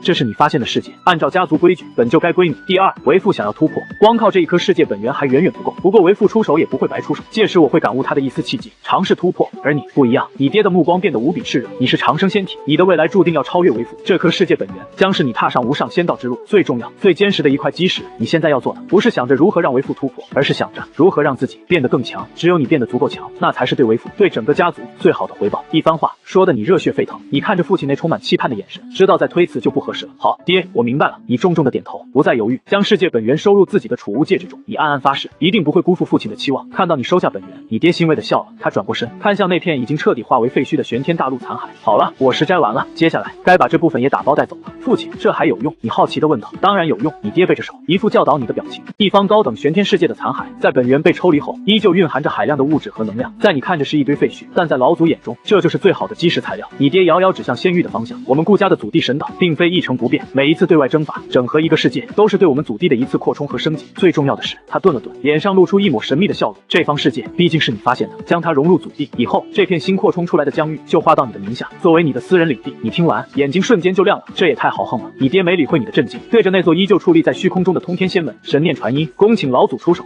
一道苍老而威严的声音从仙门之后悠悠传来。下一刻，一股让整个混沌虚空都为之颤抖，让万千大道都为之臣服的无上仙威降临了。一只由纯粹的仙光凝聚而成，大到无法用语言形容的巨手缓缓从通天仙门中探出。那只手太大了，仿佛能一手托起一片星域，一手掌握一片苍穹。父亲出手了。你三伯在看到那只巨手的瞬间，浑身一震，当即单膝跪地。他身后的天歌军团以及那些刚刚降临的顾家大军，更是齐刷刷的跪了下去，恭迎老祖。远处的骆冰瑶等人在看到那只巨手的瞬间，已经彻底失去思考的能力。如果说你爹的天地之威让他们感到威严如海，那么眼前这只巨手所散发出的气息，则是一种完完全全的层次上的碾压。这才是真正的仙吗？骆冰瑶失魂落魄的喃喃自语。你看着那只熟悉又陌生的巨手，心里也是震撼不已。这就是红尘真仙的力量吗？强的简直无法想象。就在所有人为之震撼之际，那只仙光巨手动了。它以一种看似缓慢，实则快到极致的速度，朝着玄天大陆那些碎片缓缓抓去。无数的法则锁链从巨手的五指间延伸而出，如同大网一般，将所有的大陆碎片全都精准的笼罩其中。收！随着老祖那苍老的声音再次响起，轰隆隆，整个玄天大陆的残骸在这一刻仿佛受到一股无法抗拒的牵引力，开始朝着仙光巨手的掌心疯狂汇聚。他们在汇聚的过程中不断的碰撞融合，最终所有的大陆碎片竟然重新拼接，化作一块完整而巨大的陆地。做完这一切，那只仙光巨手拖着这块巨大的陆地，缓缓的朝着通天仙门的方向带了回去。这一幕彻底让骆冰瑶等人心悦诚服。征伐、炼化、整合，这是执掌一个世界生死的无上权柄。公子骆冰瑶看着不远处一脸平静，仿佛早就对这一切司空见惯的你，心中再也没有任何杂念，只剩下无尽的敬畏和一种发自灵魂深处的荣耀。你并不知道他的想法，你现在正忙着跟你老爹聊天呢。爹，爷爷这一手可真威风啊！等你到了爷爷那个境界，你也可以。你爹笑着说道，语气中满是自豪。很快，那只仙光巨手便拖着玄天大陆的残骸，彻底消失在通天仙门之后。好了，此间事了。你爹转过身，对着下方还处于呆滞状态的顾家大军下达了最后的命令：所有军团分批次撤离，帝师、药师留下，将这方世界残存的有用之物全部整理，一件不留。遵命。一场轰轰烈烈的大整理就此展开。你看着那些高效工作的族人，嘴角抽了抽。爹，我们家是不是有点太勤俭了？这叫不浪费。你爹一本正经的纠正道，我们顾家能有今天的家业，靠的就是这股勤俭持家的优良传统。你以为炼界大阵保护这些生灵是做什么用的？当然是因为这些生灵以后也能为我顾家所用，损失了多可惜啊！你看着那些忙碌着搬运资源的顾家修者，嘴角不自觉的抽了抽。感情勤俭持家这玩意是家族遗传的。好了，此间事了，我们也该回去了。你爹看着下方已经开始有条不紊撤离的大军，满意地点点头。渊儿，你先上车撵，为父去交代几句。好的，父亲。你点点头，转身准备登上九龙沉香撵。就在这时，一道身影急匆匆的从下方飞了上来，正是刚刚安排完搬运工作的骆冰瑶。他此刻已经换下一件干净的素色长裙，多了几分清丽脱俗的气质。公子，请留步。他鼓起勇气拦在你面前。还有事。你停下脚步，有些好奇的看着他。公子，冰瑶有一事相求。骆冰瑶深吸一口气，目光灼灼的看着你。玄天大陆如今百废待兴，单凭冰瑶一人之力，恐怕怕难以在短时间内恢复秩序，所以冰瑶恳请公子能留下一些人手，助我一臂之力。骆冰瑶说完，便深深地弯下腰。他知道这个要求有点多，但他没办法。你沉思几秒，从储物戒指里掏出一个巴掌大小的青铜罗盘，丢给他。这是我们顾家炼制的微型传送阵，我已经让人设定好家族神岛的坐标，你通过它就能激活。以后你每个纪元需要向我顾家上缴这个世界产出的30%资源作为管理费。当然，如果你遇到解决不了的麻烦，也可以通过这个传送阵向我求援。至于人手呢？你想了想，回头冲着不远处的你三伯喊了一声：“三伯，哎，渊儿，啥事？天歌军里帮我挑100个修为在圣境左右的，留下来帮这位洛女帝维持一下秩序。100个圣境。”你三伯愣了一下，随即大手一挥，小事一桩，我给你留一个都统，再配100个百夫长，保证把这地方给你管得服服帖帖的。圣境当百夫长，一个都统又是什么境界？骆冰瑶捧着手里的传送阵，听着你们的对话，感觉自己的脑子又不够用了。好了，就这样吧。你挥了挥手，像是在打发一个得力的属下，以后按时上交资源，别给我惹麻烦就行。说完，你便头也不回地登上九龙沉香辇。庞大的顾家军团如同潮水般有序地退入那座巨大的通天仙门之中。很快，这片混沌虚空便只剩下骆冰瑶和你身后那群还在勤勤恳恳搬运的顾家修者。骆冰瑶呆呆地站在原地，看着那座缓缓关闭的通天仙门，又低头看了看手中那沉甸甸的青铜罗盘，心中五味杂陈。陛下，我们真的得救了吗？老圣主颤巍巍地走到他身边，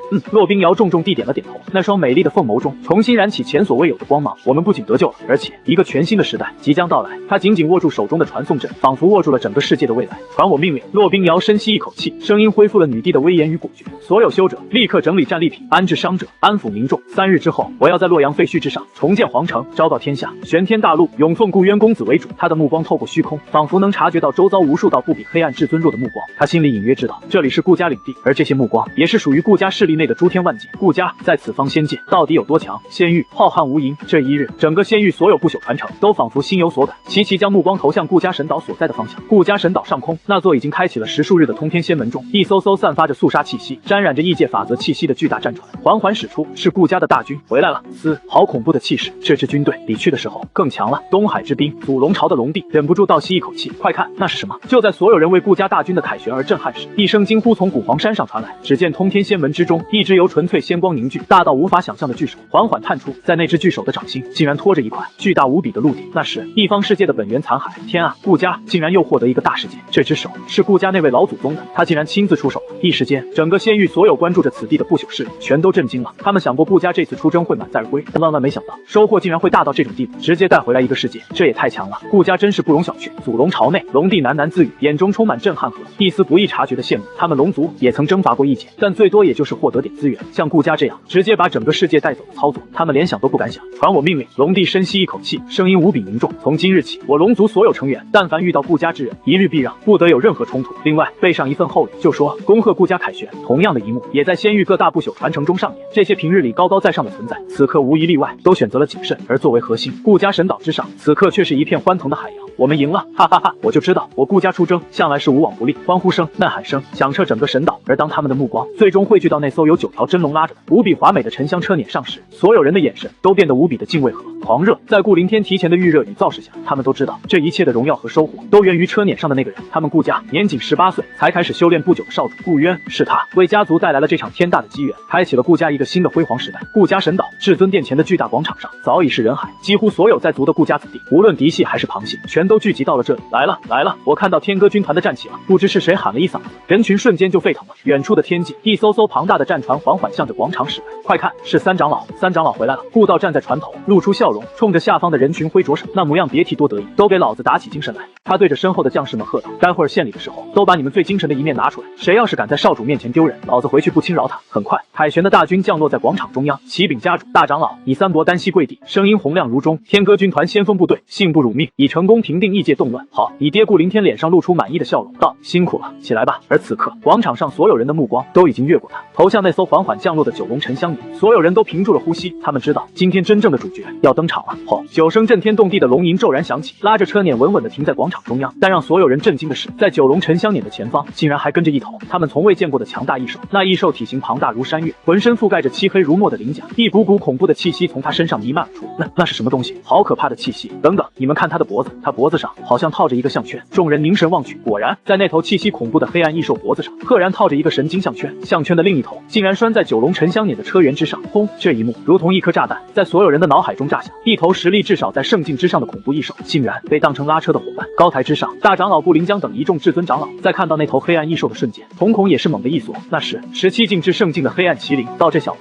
从哪儿弄来这么个家伙？一尊17境至圣境的强者，无论放在仙域哪个不朽传承，那都是核心级别的存在。可现在他竟然沦为拉车的坐骑。就在众人心神震动之际，九龙沉香辇的车门被缓缓掀开，一道身穿白衣、风神俊朗的身影从车辇中缓步走出。正是你！在你出现的一瞬间，整个喧闹的广场瞬间变得鸦雀无声。你迎着那数以万计的目光，神情平静，甚至还有点想打哈欠。你迈步走下车辇，那头原本还一脸郁闷的黑暗麒麟，在看到你下来的瞬间，竟然无比乖巧地匍匐在地，巨大的头颅恭敬地低下，像是在迎接自己的主人。而陈固曰：“拜见父亲，拜见大长老，诸位叔伯。”你走到高台之下，对着上方的长辈们恭恭敬敬地行了一礼。好，好，好！你爹激动地连说3个好字，一步从高台上跨下，亲自扶起你，用力地拍着你的肩膀：“我的好儿子，不愧是我顾家的麒麟，此番出征，你当为首功。今日当着全族的面，为父要好好重谢你。”你爹那洪亮而充满喜悦的声音在整个广场上空回荡，所有人都伸长了脖子，好奇地看着高台上的你们父子。他们都想知道，对于你这位立下不世之功的祥瑞少主，你爹会拿出什么样的赏赐？大哥，这回你可得大方点。月儿可是立了天功，你三伯在旁边凑热闹。就是家主、少主此功当赏，重赏。长老团里的其他至尊也纷纷附和。你爹哈哈大笑，他转过身，目光落在你身上，眼神中满是宠溺。月儿，你想要什么？尽管跟为父说，只要为父有的，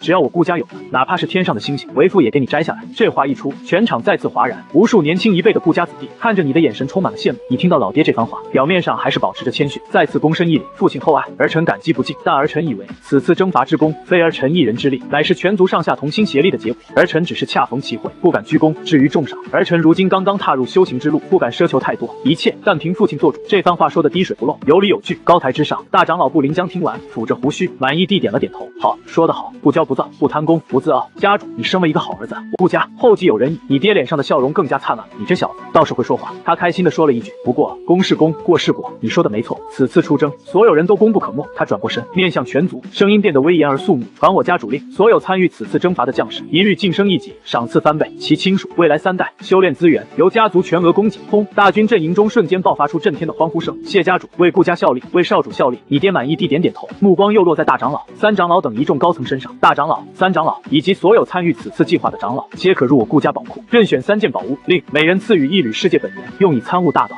这个赏赐一出，就连那些见惯大场面的至尊长老们都忍不住惊讶。我等谢家主厚赐，以大长老为首，所有长老都深深一拜。安排完所有人的赏赐，广场上的气氛也达到一个顶点，所有人的目光再次聚焦到你身上。在所有人充满期待的目光中，你爹深吸一口气，缓缓伸出手，嗡，一颗人头大小、通体呈混沌色，表面流转着亿万法则神炼的晶体，凭空出现在他的掌心之中。正是那颗从玄天大陆抽离出来完整的世界本源。世界本源是完整的世界本源道果。天啊，这就是一个世界的精华吗？所有人都被眼前这颗道果的威势给镇住。然而在下一刻，你爹说出的一句话却让所有人震惊。他拖着那颗足以让整个仙域都为之异动的世界本源道果，缓步走到你的面前，然后在数以万计难以置信的目光注视下，将这颗道果亲手递给你。月儿，这就是你的赏赐。当顾凌天将那颗完整的世界本源道果递到你面前时，整个广场陷入一片死寂，所有人都瞪大眼睛，呆呆地看着高台上的那对父子。那可是一颗足以造就至强者的无上道果，可现在你爹竟然就这么从容，把它当成赏赐，送给你一个还没有正式开始修炼的儿子，这也太豪气了。家主，此事还望您三思。大长老布林江第一个站出来，世界本源事关重大，此物应该由您来炼化，只要您能借此突破到真仙之境，对我顾家更有利，请家主三思，请家主以大局为重。一时间，高台之下的所有顾家族人也都反应过来，齐刷刷的行礼。你看着眼前这幅景象，心里有点发毛。你爹却依旧一脸平静，似乎早就料到会有这样的反应。就在这时，一道苍老威严的声音悠悠响起：“都吵什么？”整个喧闹的广场再次变得落针可闻。恭迎老祖！一道枯瘦的身影无声无息地出现在高台的主座之上，正是你爷爷林天做的没错。老祖一开口就直接给这件事定了性。这方世界是月儿发现的，按照规矩，这颗道果本就该归他，我顾家的规矩不能坏。可是老祖，大长老还想说什么，目光长远些。老祖冷哼一声：“林天想要成仙，缺的是契机，一方新世界一部分的本源足够他去领悟，若能成便成，若不成，剩下的本源即使全部感悟，也难以踏出那一步。而渊儿不一样，老祖的目光落在你身上，爆发出前所未有的光芒。他是长生仙体，是应运而生的祥瑞，他的未来不可限量。你们只看到一颗道果能造就一个强者，却没看到一个根基厚实到极致的绝世奇才，未来能为我顾家带来什么？用一颗道果为我顾家未来的辉煌铺平道路，这笔买卖你们觉得亏吗？况且老夫可还没走呢，足以庇佑到渊儿崛起。老祖的话如同一道道惊雷，在所有人的心中炸响，他们被老祖话里描绘的宏伟蓝图给彻底镇住。我等惭愧。大长老第一个反应过来，他对着老祖深深一拜，脸上满是敬佩。都起来吧！老祖挥了挥手，他看向你，脸上露出一丝慈爱的笑容。渊儿，过来。是爷爷。你连忙走上前，这颗道果你收好。老祖指了指你爹手中的世界本源，它将是你冲击下一个境界最好的资源。你如今已是扳本元境，下一个境界乃是辟窍境。寻常修者，辟窍境不过是在体内开辟360处窍穴，而你不一样。老祖看着你，一字一句地说道：“今日我便再为你护法一次，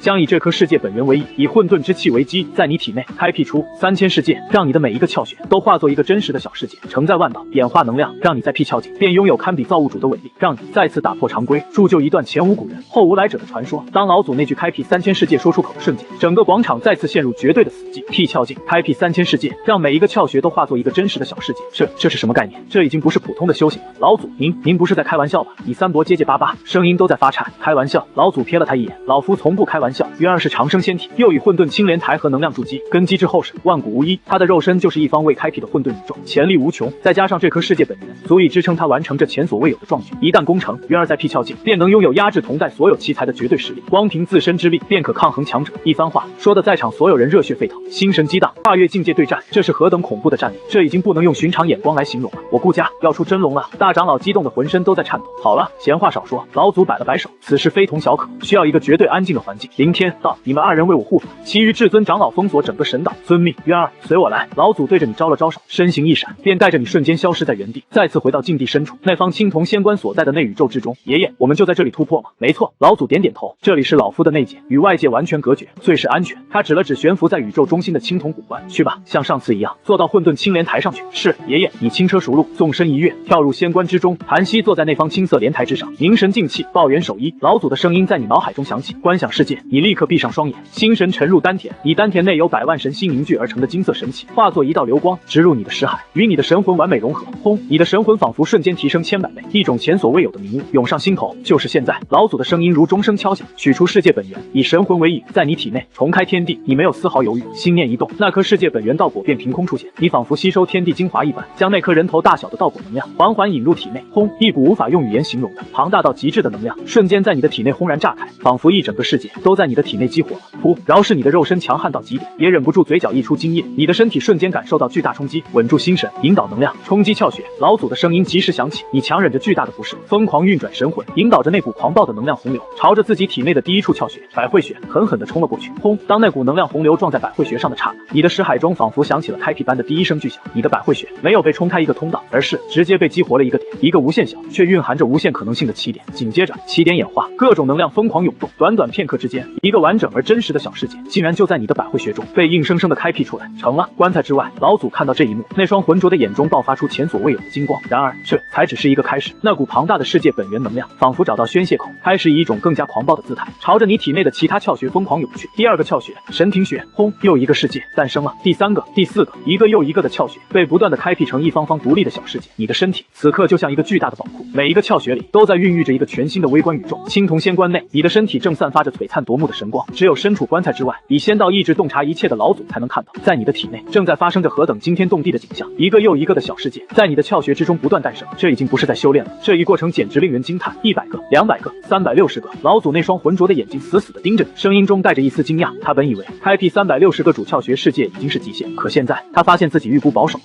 360个主窍穴世界在短短不到半天的时间里就已经被你全部开辟完成，但你非但没有停下，势头反而更猛。那股庞大的世界本源能量开始朝着你体内更加细微的副窍穴发起冲击。400、500、1000，当第1000个窍穴世界在你体内成功开辟的刹那，整个内宇宙都为之剧烈震动。1000个，他竟然在体内开辟出了1000个世界。饶是以老祖那活了无数纪元的真仙心境，也再也无法保持平静。他猛地从青铜古关的边缘站起，脸上写满难以置信的震撼。奇才，这小子简直是个旷世奇才！老祖忍不住感叹，不能让他再这么下去了。老祖的脸上忽然闪过一丝凝重，世界本源的能量并非无穷无尽，万一在最后关头能量不尽，导致某个世界开辟失败，会引起波动，甚至有道基受损的危险。他必须出手强行辅助。然而就在他准备出手的刹那，异变再次发生。只见你突然张开嘴，猛地一吸，嗡！整个内宇宙中那浓郁到化不开的混沌之气，化作一道道灰蒙蒙的洪流，疯狂地涌入你的口中。天呐！老祖看到这一幕，眼珠子都快瞪出来了。他在干什么？他在引导混沌之气，那可是开天辟地之前最原始的能量，就算是真仙也不敢这么直接引导，这也太疯狂了。老祖的心瞬间提到嗓子眼，却看到在引导了海量的混沌之气后，你体内那原本已经开始有些后继乏力的世界本源能量，竟然再次变得充盈，而你开辟窍穴世界的速度非但没有减慢，反而变得更快了。1100个、1500个、2000个，老祖他呆呆地看着这一幕，已经不知道该用什么语言来形容自己此刻的心情。他感觉自己这个真仙，在你这个孙子面前，认知都被刷新了。算了，不管了。老祖长长的叹了口气，重新坐回青铜古关的边缘，一脸的无奈又惊喜。这小子就是个怪胎，随他去吧，只要平平安安就行。他已经彻底放手了。而仙关之内，你正沉浸在一种前所未有的奇妙的开辟快感之中。不知道过了多久，当最后一个也是第3000个窍穴世界成功开辟的刹那，轰隆隆，一股比之前任何一次都要恐怖千万倍的震动从你的体内轰然爆发。3000个窍穴世界在这一刻齐齐嗡鸣，遥相呼应，3000道截然不同却又同同出一源的大道法则，从3000个世界中冲出，在你的体内交织融合，最终化作一尊头戴平天冠，身穿万道龙袍，面容与你一般无二的无上帝皇虚影。那帝皇虚影盘坐在你的丹田神旗之上，双眸开合之间，有3000世界生灭的景象在其中轮转。他只是静静地坐在那，却仿佛是诸天万界唯一的至尊主宰。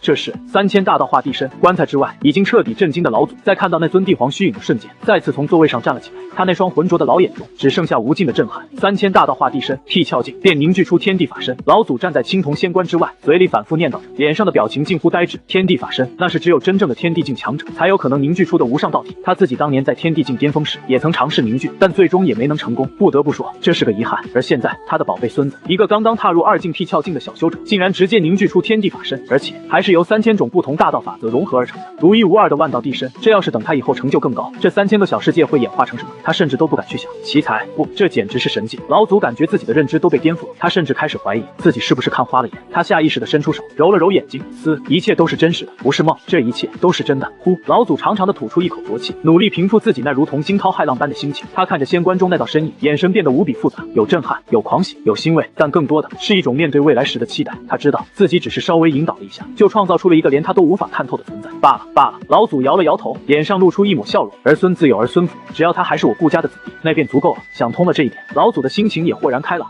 仙棺之内，你缓缓睁开双眼，这是辟窍境。你低头看着自己的双手，感受着体内那3000个窍穴世界源源不断传来的伟力，整个人都有些不真实的感觉。你感觉自己现在状态极佳，心念一动，那尊万道帝皇虚影便与你的神魂彻底合二为一。刹那间，你的气质发生了翻天覆地的变化，你的眼神变得无比的深邃威严，仿佛一尊执掌诸天的无上帝皇降临凡尘。感觉如何？老祖的声音在耳边响起。你从那种玄妙的感觉中回过神来，从莲台上站起，对着棺材外的老祖恭敬地行了一个大礼。多谢爷爷为我护法，孙儿感觉前所未有的好。呵呵，好就行。老祖笑呵呵地看着你这次突破动静不小，足足用了1个月的时间。1个月？你愣了一下，你感觉自己好像只是入定了一会儿。你现在感觉一下自己的战力大概在什么层次？老祖好奇地问道。战力吗？你闻言闭上眼睛，仔细感受了一下。你心念一动，调动起体内一个窍穴世界的力量，轰！一股堪比七境燃灯境全力一击的力量瞬间在你掌心汇聚，而这仅仅只是你3000分之一的力量。如果只用一个窍穴世界的力量，大概能和普通7境打个平手。如果用100个，圣境之下应该无人可敌。如果用1000个，你顿了顿，有些不确定地说道，或许能和圣道领域的强者比划几招。天呐！老祖难以置信地看着你，辟窍境跟圣人交手，2境和14境对战。虽然知道你是个奇才，但这跨度也太离谱了。然而你接下来的一句话让他彻底无语了。3000个吗？你想了想，然后摇了摇头，那不行。老祖不由自主地松了口气，还好，看来还是有极限的。为什么不行？他追问道。因为我的肉身现在还承受不住3000个世界的力量同时爆发。你有些困扰地说道。最多同时调动1000个世界的力量，再多身体就要超负荷了。老祖，最多调动1000个世界的力量同时爆发是什么概念？那威力圣道之下无敌吧？一个辟窍境拥有堪比准圣的战力，奇才，绝对的奇才。老祖看着你的眼神已经彻底变了，那是在看一个前途无量的存在。当你从青铜仙棺中走出，重新踏上内宇宙的星空时，你感觉自己与这方天地的联系变得更加紧密了。你仿佛只要愿意，一个念头就能让这片由老祖开辟出的内宇宙发生变化。爷爷，我感觉我好像能影响您的这个世界了。你有些不确定地对老祖说道。老祖闻言非但没有生气，反而哈哈大笑起来。哈哈，好啊，你能感知，说明你的道已经开始有独特的建树，这是天大的好事。老祖的笑声中充满发自内心的欣慰和自豪。从今天起，这方内宇宙便赠予你了，以后这里就是你的修行之所了。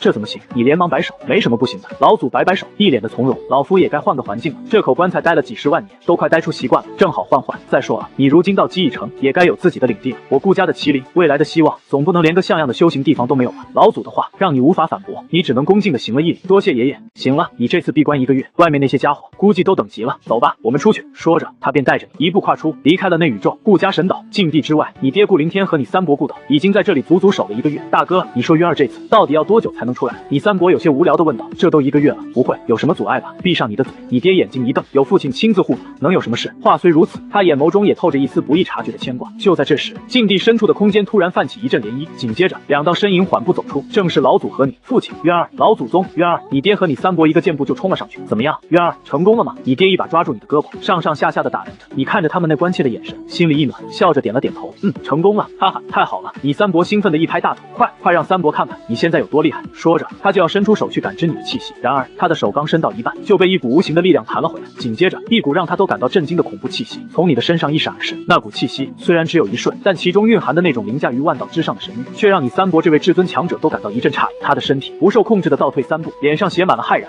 这时，他指着你，嘴巴张了半天，一个字都说不出来。旁边的你爹也是瞳孔猛缩，天地法身，而且还是由3000种不同大道法则凝聚而成的万道地身。辟窍境凝聚天地法身，身。你爹看着你，喃喃自语，那张向来威严的脸上，此刻也写满了震撼。他知道你创造了一个连他都无法想象的奇迹。好了，都别在这站着了。老祖看着两个儿子那副没见过世面的样子，有些好笑的摇了摇头。渊儿刚刚出关，根基稳固，需要时间整理。传令下去，3日之后，在至尊殿召开全族大会。老祖的声音变得无比庄重。届时，我将当着全族的面宣布一件事情：从今往后，顾渊便是我顾家唯一的少主，是下一代家主的继承人。他的地位等同于家主，见他如见凌天，如见我。他的一切命令便是顾家的最高指令。轰！老祖的话如同惊雷一般，在你爹和你三伯的心中轰然炸响。唯一的少主，地位等同于家主，命令即是最高指令。这已经不是简单的确立继承人了，这简直是直接把顾家未来的权柄都交到你的手中。这意味着，从今天起，你将不再仅仅是那个受宠的嫡系子弟，你将是名正言顺的顾家未来的主人。父亲，你爹张了张嘴，想说什么？怎么，你有意见？老祖瞥了他一眼，不敢。你爹连忙低下头，孩儿遵命。他知道，这意味着顾家将倾尽全族之力，不计任何代价去培养你。渊儿，你可有异议？老祖又看向你，孙儿，全凭爷爷做主。你躬身一礼，你知道，从这一刻起，你肩上的责任不一样了，但你没有丝毫畏惧，因为你身后站着的是整个顾家，你的目标是那诸天万界的巅峰。3天时间转瞬即逝，整个顾家神岛都沉浸在一种前所未有的狂热而又庄重的气氛之中。老祖的法旨，在你出关的当天，便由你爹亲自传遍神岛的每一个角落，册封唯一的少主。起初，还有一些旁系的老人觉得此事有些突然，但当他们听说了你在辟窍境便凝聚出万道地身这等万古未有的神话之后，所有的疑虑都在一瞬间烟消云散，只剩下无尽的震撼和发自灵魂深处的拥护。辟窍境凝聚天地法身，这意味着只要稳步成长，你未来的成就最低也是天地。一时间，整个顾家上下一心，再无任何异议。3日后清晨，顾家神岛至尊殿，仙音阵阵，漫天霞光，数以万计的顾家核心子弟身穿最隆重的礼服，分列于至尊殿前那广阔无垠的白玉广场两侧。在广场的最前方，还设立了一片观礼区，祖龙朝的龙帝、五皇山的皇主、瑶池圣地的圣主，这些平日里地位极高的人物，此刻却如同乖巧的宾客一般，老老实实的坐在自己的位置上，连大气都不敢喘。想我祖龙朝当年也是仙域霸主之一。龙帝心中暗自叹了口气，自从顾家从异界带回来一个世界之后，这种平衡就被彻底打破，顾家的实力已经强到让他们只能仰望的地步。恭贺顾家主，喜得麒麟儿啊！就在这时，你爹顾凌天亲自出来招待这些客人，各家之主连忙起身，脸上堆满笑容，哈哈哈！诸位道友客气了。你爹身穿紫金龙袍，头戴天地冠，龙行虎步，威严无比，犬子还需磨砺，当不得诸位如此谬赞。他嘴上谦虚着，但眉宇间掩饰不住的得意和骄傲，却是谁都能看出来的。众人心里一阵嘀咕，这还叫虚魔力？尽管那个辟窍境就凝聚天地法身的妖孽叫还虚魔力，那我们各家的天骄算什么？就在众人心中感慨之际，一阵悠扬的钟声从至尊殿深处传来。当整个喧闹的广场瞬间安静下来，正主要登场了。至尊殿的大门缓缓打开，一道枯瘦却仿佛能撑起整片天地的身影，无声无息地出现在最高台阶之上，正是你爷爷。恭迎老祖！广场之上，数万顾家族人齐刷刷的行礼，观礼区的各家之主也连忙躬身。紧接着，在你爷爷的身后，一道身穿白衣、风神俊朗的身影缓步走出，正是你。在你出现的一瞬间，整个广场所有人的目光都聚焦在你的身上。你神情平静地走到老祖身样，对着下方黑压压的人群微微颔首。时辰已到，老祖那苍老而威严的声音缓缓响起：今日召集全族，并邀仙域诸位道友前来观礼，只为宣布一事。他的目光落在你身上，那双眼中满是慈爱和骄傲。我身侧之人，乃我顾家嫡长孙顾渊。经我与家主凌天及家族长老团商议，一致决定，从今日起，册封顾渊为我顾家唯一的少主，其地位等同家主，其号令即为族令。凡我顾家族人见少主如见我，钦此。老祖的声音在能量的加持下传遍9天10地，响彻在每一个人的耳边。当老祖那句钦此落下，整个白玉广场先是陷入绝对的寂静，紧接着排山倒海一般的呐喊声轰然爆发。我等恭迎少主，少主万安，顾家永昌。我等誓死追随少主。数万人齐齐行礼，那股狂热的呼声冲天而起。观礼席上，祖龙朝龙帝等人看着眼前这震撼人心的一幕，一个个脸色复杂。他们知道，从这一刻起，顾家这艘本就庞大到不可思议的巨轮拥有了他新的掌舵人。高台之上，你迎着那数万道狂热的目光，神情依旧平静，这副风轻云淡的模样落在那些长老和各家之主的眼中，又引来一阵暗自赞叹。好了，都起来吧。老祖抬了带手，将所有族人拖了起来。册封仪式到此正式完成，接下来便是奖励环节。渊儿，你爹走上前来，看着你，脸上满是骄傲的笑容，为家族立下不世之功。按照规矩，当上上次在族内，为父已经将那颗世界本源道果于你，助你突破，但呢，是你应得的。今日当着仙域诸位道友的面，为父要再赏你。说着，他便要从储物戒指里掏出早就准备好的礼物。然而，还没等他把东西拿出来，你却抢先一步，笑着开口了：“父亲，赏赐之事不急，儿臣这里也有些东西想献给父亲和家族。”你爹愣了一下，在场的所有人也都露出好奇的神色。你微微一笑，心念一动，手掌之中凭空出现一团散发着不朽气息的璀璨光团。那光团呈一种奇异的亮金色，散发着一股永恒不灭的道域，一股超越了常规，甚至隐隐触摸到仙道领域的恐怖气息，从光团之中弥漫而出。这是什么？不朽，是不朽的气息，这绝对是与仙有关的至宝。高台之下，所有人都被这突如其来的变故给惊得不轻。这是仙体本源。大长老顾临江失声惊呼，他死死地盯着你手中的光团，呼吸都变得急促起来。没错，是不灭仙体本源。你三伯也是一脸震惊。高台之上，你爹和你爷爷在看到这团本源的瞬间，也是目光一凝。渊儿，此物你是从何而来？你爹压下心中的惊讶，沉声问道。回父亲，你早就想好了说辞，不慌不忙地答答道：“此物是儿臣在玄天大陆平定不死山之时，从那长生道人的藏宝中偶然所得。此物与我的长生仙体道运有些偏差，无法融合。儿臣想着，如此宝物放在我这里也是浪费，不如献给父亲。父亲您乃是天地之尊，距离真仙之境只差临门一脚，或许这不灭仙体本源，加上那一缕玄天世界本源，或许能助你窥探到那一丝契机。”说着，一边双手托着那团不灭仙体本源，恭恭敬敬地递到你爹的面前。轰！这一番话，这个动作，如同一道惊雷，狠狠地劈在场所有人的心中。所有人都傻了。献给父亲，他要把这桩天大的缘分，这件足以让整个仙域都为之异动的无上至宝送给他的父亲。就连你爹自己，在听到你这番话时，也彻底愣住了。他那双深邃如星空的眼眸中掀起波澜，一股难以言喻的情感猛地从他心底涌了上来。他这个当爹的，活了上百万年，什么样的场面没见过？可这一刻，他感觉自己那颗向来稳健的天地之心，竟然剧烈跳动起来。整个至尊殿广场死一般的寂静，那可是仙体本源啊，或许是通往真仙之境的钥匙。可现在，你竟然就这么风轻云淡的要把它送给自己的父亲，这是何等的胸襟！观礼席上，祖龙朝的龙帝嘴角忍不住抽了抽，他下意识的看了一眼自己身后那个一脸羡慕的龙族太子，对比之下，感触颇深。五皇山的皇主也是老脸一红，他想起了自己那几个不成器的子弟，为了名利明争暗斗。看看人家顾家的家风，看看人家顾家的少主，高台之上，你爹看着你递过来的仙体本源，久久没有动作。他不是不想要，那是假的。到了他这个境界，想要再前进一步，难如登天。而这不灭仙体本源，无疑是他目前所能看到的最大的希望。渊儿，你的心意，为父心领了。你爹深吸一口气，声音有些动容，但此物太过贵重，为父不能夺你机缘。你闻言，心里暗自发笑。父亲此言差矣。你一脸正色的说道：“宝物之所以是宝物，是因为它能物尽其用。此物与我效果一般，于父亲您却是进阶之阶梯。只有父亲您变得更强，我们顾家变得更强，孩儿才能安安稳稳的继续当我的少主，不是吗？从私心来讲，父亲您若能成就更高，孩儿走出去腰杆子也能更硬些。”一番话说得合情合理，半开玩笑，半是认真。果然，听完你这番话，你爹脸上的表情缓和了不少。哈哈哈，大哥，你就别推辞了。你三伯在旁边放声大笑，打破了僵局。渊儿说的没错，这是儿子的一片心意，你这个当爹的有什么理由不收？就是，家主、少主一片赤诚，您就收下吧。大长老也笑着开口，有了众位长老的劝说，你爹也就顺势而为了。他重重地点了点头，伸出手，没有去接那团仙体本源，而是重重地拍了拍你的肩膀。好儿子，为父没白疼你。说着，他才小心翼翼地从你手中接过那团不灭仙体本源，为父收下了，待我闭关融合此物，若能攻成，我顾家将再添一尊强者。恭喜家主，贺喜家主！下方的顾家族人再次爆发出震天的欢呼声。你看着老爹那副意气风发的样子，心里也是乐开了花。这决定太对了。好了，父亲，这只是前菜。你再次语出惊人，什么前菜？仙体本源只是前菜？所有人的心再次被提了起来。你看着众人那副好奇的样子，心里觉得好笑。手掌一翻，又一团光球出现在你的手中，其中蕴含的那股精纯的至尊威压，让在场所有的至尊长老都呼吸一滞。这是至尊本源！大长老再次失声惊呼，他感觉自己今天的情绪起伏有点大。至尊本源，那是一尊强者的道果精华。对于圣境巅峰的强者而言，一枚完整的至尊本源就意味着一张通往18境至尊的门票。这样的东西竟然又被你拿了出来，这小子到底在玄天大陆获得了多少宝贝？你爹眼神闪烁，渊儿，你三伯指着你，感觉有些不真实。此物同样是儿臣从那长生道人的收藏中所得。你面不改色地重复着那个借口，这至尊本源与我自身不合，留之无用，还是交给爷爷您来分配吧。说着，你没有将本源递给任何人，而是转身交给了老祖。这一手玩得极其漂亮，将仙体本源给父亲，是笑；将至尊本源交给老祖分配，是敬；是明是理。果然，老祖看到你这个举动，眼中流露出一抹毫不掩饰的赞赏。好小子，这心思，这手腕，比他爹当年还要老练。好。老祖一连说了3个好字。他接过那团至尊本源，脸上露出思索之色。一尊18境巅峰，半只脚踏入更高境界的本源，若让巅峰至尊炼化，能提高1成概率踏入天地，仅提高1成。高台下方的那些至尊长老们，呼吸都不由自主地急促了几分。此物我已经有了归属。老祖的声音缓缓响起，他没有将本源赐予在场的任何一位至尊，而是转头望向神岛深处那片肃穆的顾家陵园。我顾家有2位长老，顾长风、顾云兰，他们2人乃是与我同一辈的人物。当年冲击18境至尊境未果，寿元损耗严重，沉睡于陵园深处，为家族镇守门户，至今已有30万年。听到这2个名字，在场的一些老辈至尊无不浑身一震，那可是30万年前威名赫赫的2位准至尊啊！今日我便以这团至尊本源为引，助他们2人再续道途，踏出那最后一步。老祖的话如同一记重锤，狠狠敲在所有人的心上。用一份至尊本源造就2尊至尊强者，这是何等惊天的手笔！我等无异议，全凭老祖做主。大长老第一个反应过来，心悦诚服。观礼席上，祖龙朝龙帝等人已经彻底麻木，人家还在为一尊至尊的诞生而举足欢庆，他们倒好，直接开始批量造就了。渊儿，老祖转头慈爱地看着你，此番为家族立下不世之功，爷爷都替你记着，日后但有所求，爷爷无有不语。这是真仙的承诺。你心中一暖，正准备谦虚一下，异变陡生，只见神岛深处的陵园方向忽然爆发出2股冲天而起的恐怖气机，一股锋芒凌厉，一股厚重如山，是长风长老和云岚长老。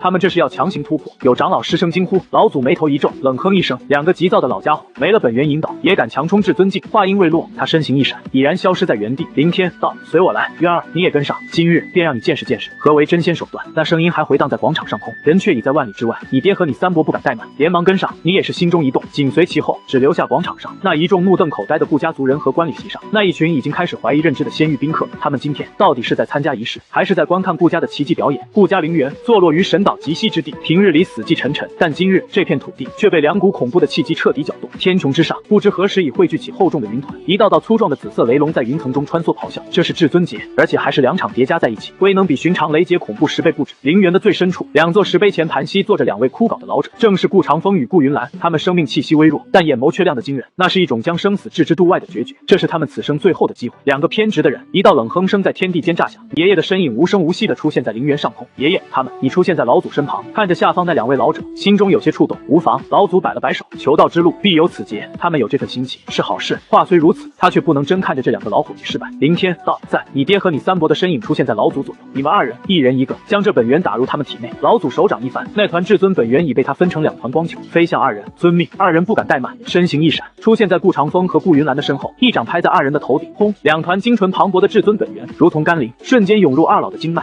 庞大的能量灌入，让2老齐齐发出一声低吼。他们那干枯的肉身以肉眼可见的速度迅速变得充盈，白发开始转黑，容颜重焕。但这还不够，天穹之上，那恐怖的雷劫似乎也察觉到下方的气息，变得愈发狂暴。轰咔！第1道雷劫终于落下。然而就在那道神雷即将落下的刹那，一直负手立于虚空的老祖终于动了。他只是淡淡的抬起眼皮，看了一眼那道紫色神雷，然后轻轻的吹了口气，呼！那道足以震慑强者的恐怖神雷竟然就那么消散了。你看着这一幕，眼皮直跳，这就是真仙的实力吗？老祖的动作还在继续，他似乎觉得一道一道地阻挡太慢，他缓缓伸出一只手，对着天空那片庞大无比的雷云轻轻一握，散。下一刻，让你震惊的一幕发生了，那片笼罩了方圆数万里的恐怖雷云竟然真的就那么消散了。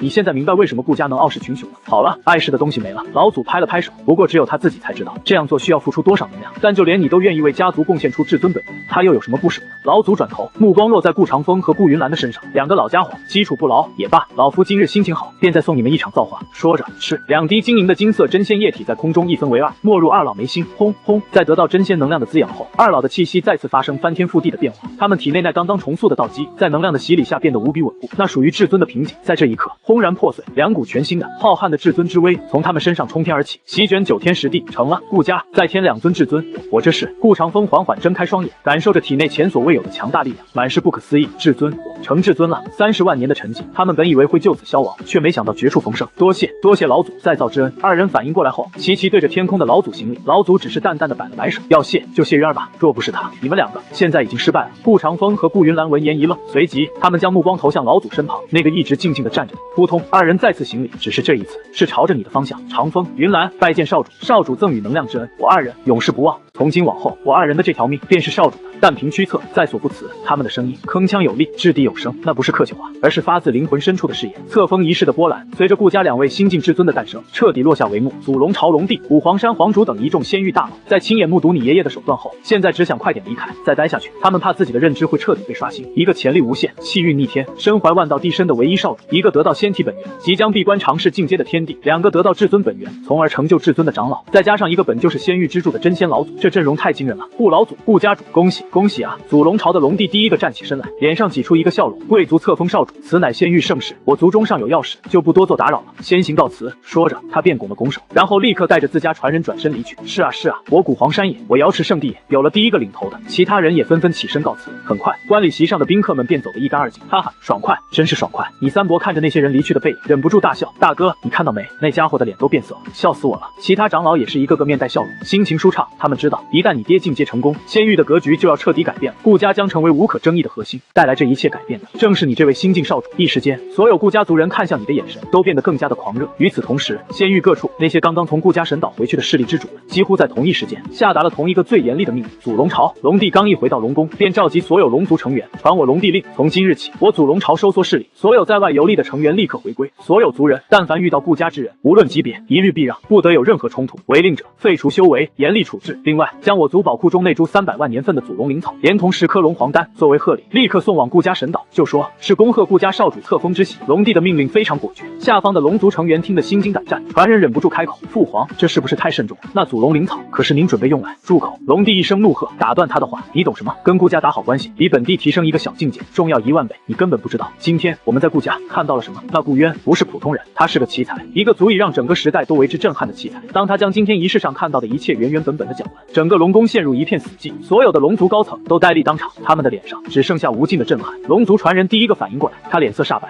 父皇、英明，我等遵龙帝令。所有龙族高层齐齐行礼，再无任何异议。同样的一幕也在古黄山、瑶池圣地、荒古姬家、太乙仙门等所有不朽传承中不断上演。整个仙域因为你的这场册封仪式而掀起一场巨大的风暴，所有势力都明白，一个崭新的时代已经来临。而另一边，外界的风暴影响不到你，此时你正和你爷爷、父亲、三伯以及刚刚突破的顾长风、顾云岚两位新晋至尊齐聚老祖闭关之地。少主，请再授我2人一礼。顾长风和顾云岚两位老者此刻已经恢复活力，再次对着你郑重其事地行了一个大礼。两位长老不必多礼，你连忙将他们扶起，大家都是一家人。不，顾长风的态度却异常坚决。于家族，我2人是长老，但于少主，我2人是追随者。没错，顾云岚也郑重点头，我2人的进阶是少主赐予的，从今往后，我2人的力量也只为少主一人而存。好了好了，都是自家人。你爷爷坐在青铜仙冠上，笑呵呵地打着圆场，以后你们2个老家伙就跟在鱼儿身边，当个护卫吧。有你们在，我也能放心些。遵命。2人齐声应道，脸上满是荣幸。你看着眼前这和谐的景象，心里美滋滋的。你清了清嗓子，吸引所有人的注意。其实我这里还有一件小礼物，想送给爷爷。听到这话，在场的所有人，包括你爷爷在内，都愣了一下。你三伯更是一脸夸张地凑过来，好侄儿，你还有什么宝贝？你不是说没了吗？刚刚是没了，现在又有了。你笑着推开他，在所有人好奇的目光中，手掌一翻，一口古朴厚重约莫巴掌大小的青铜小钟出现在你的掌心，那口中看起来普普通通，毫无光泽。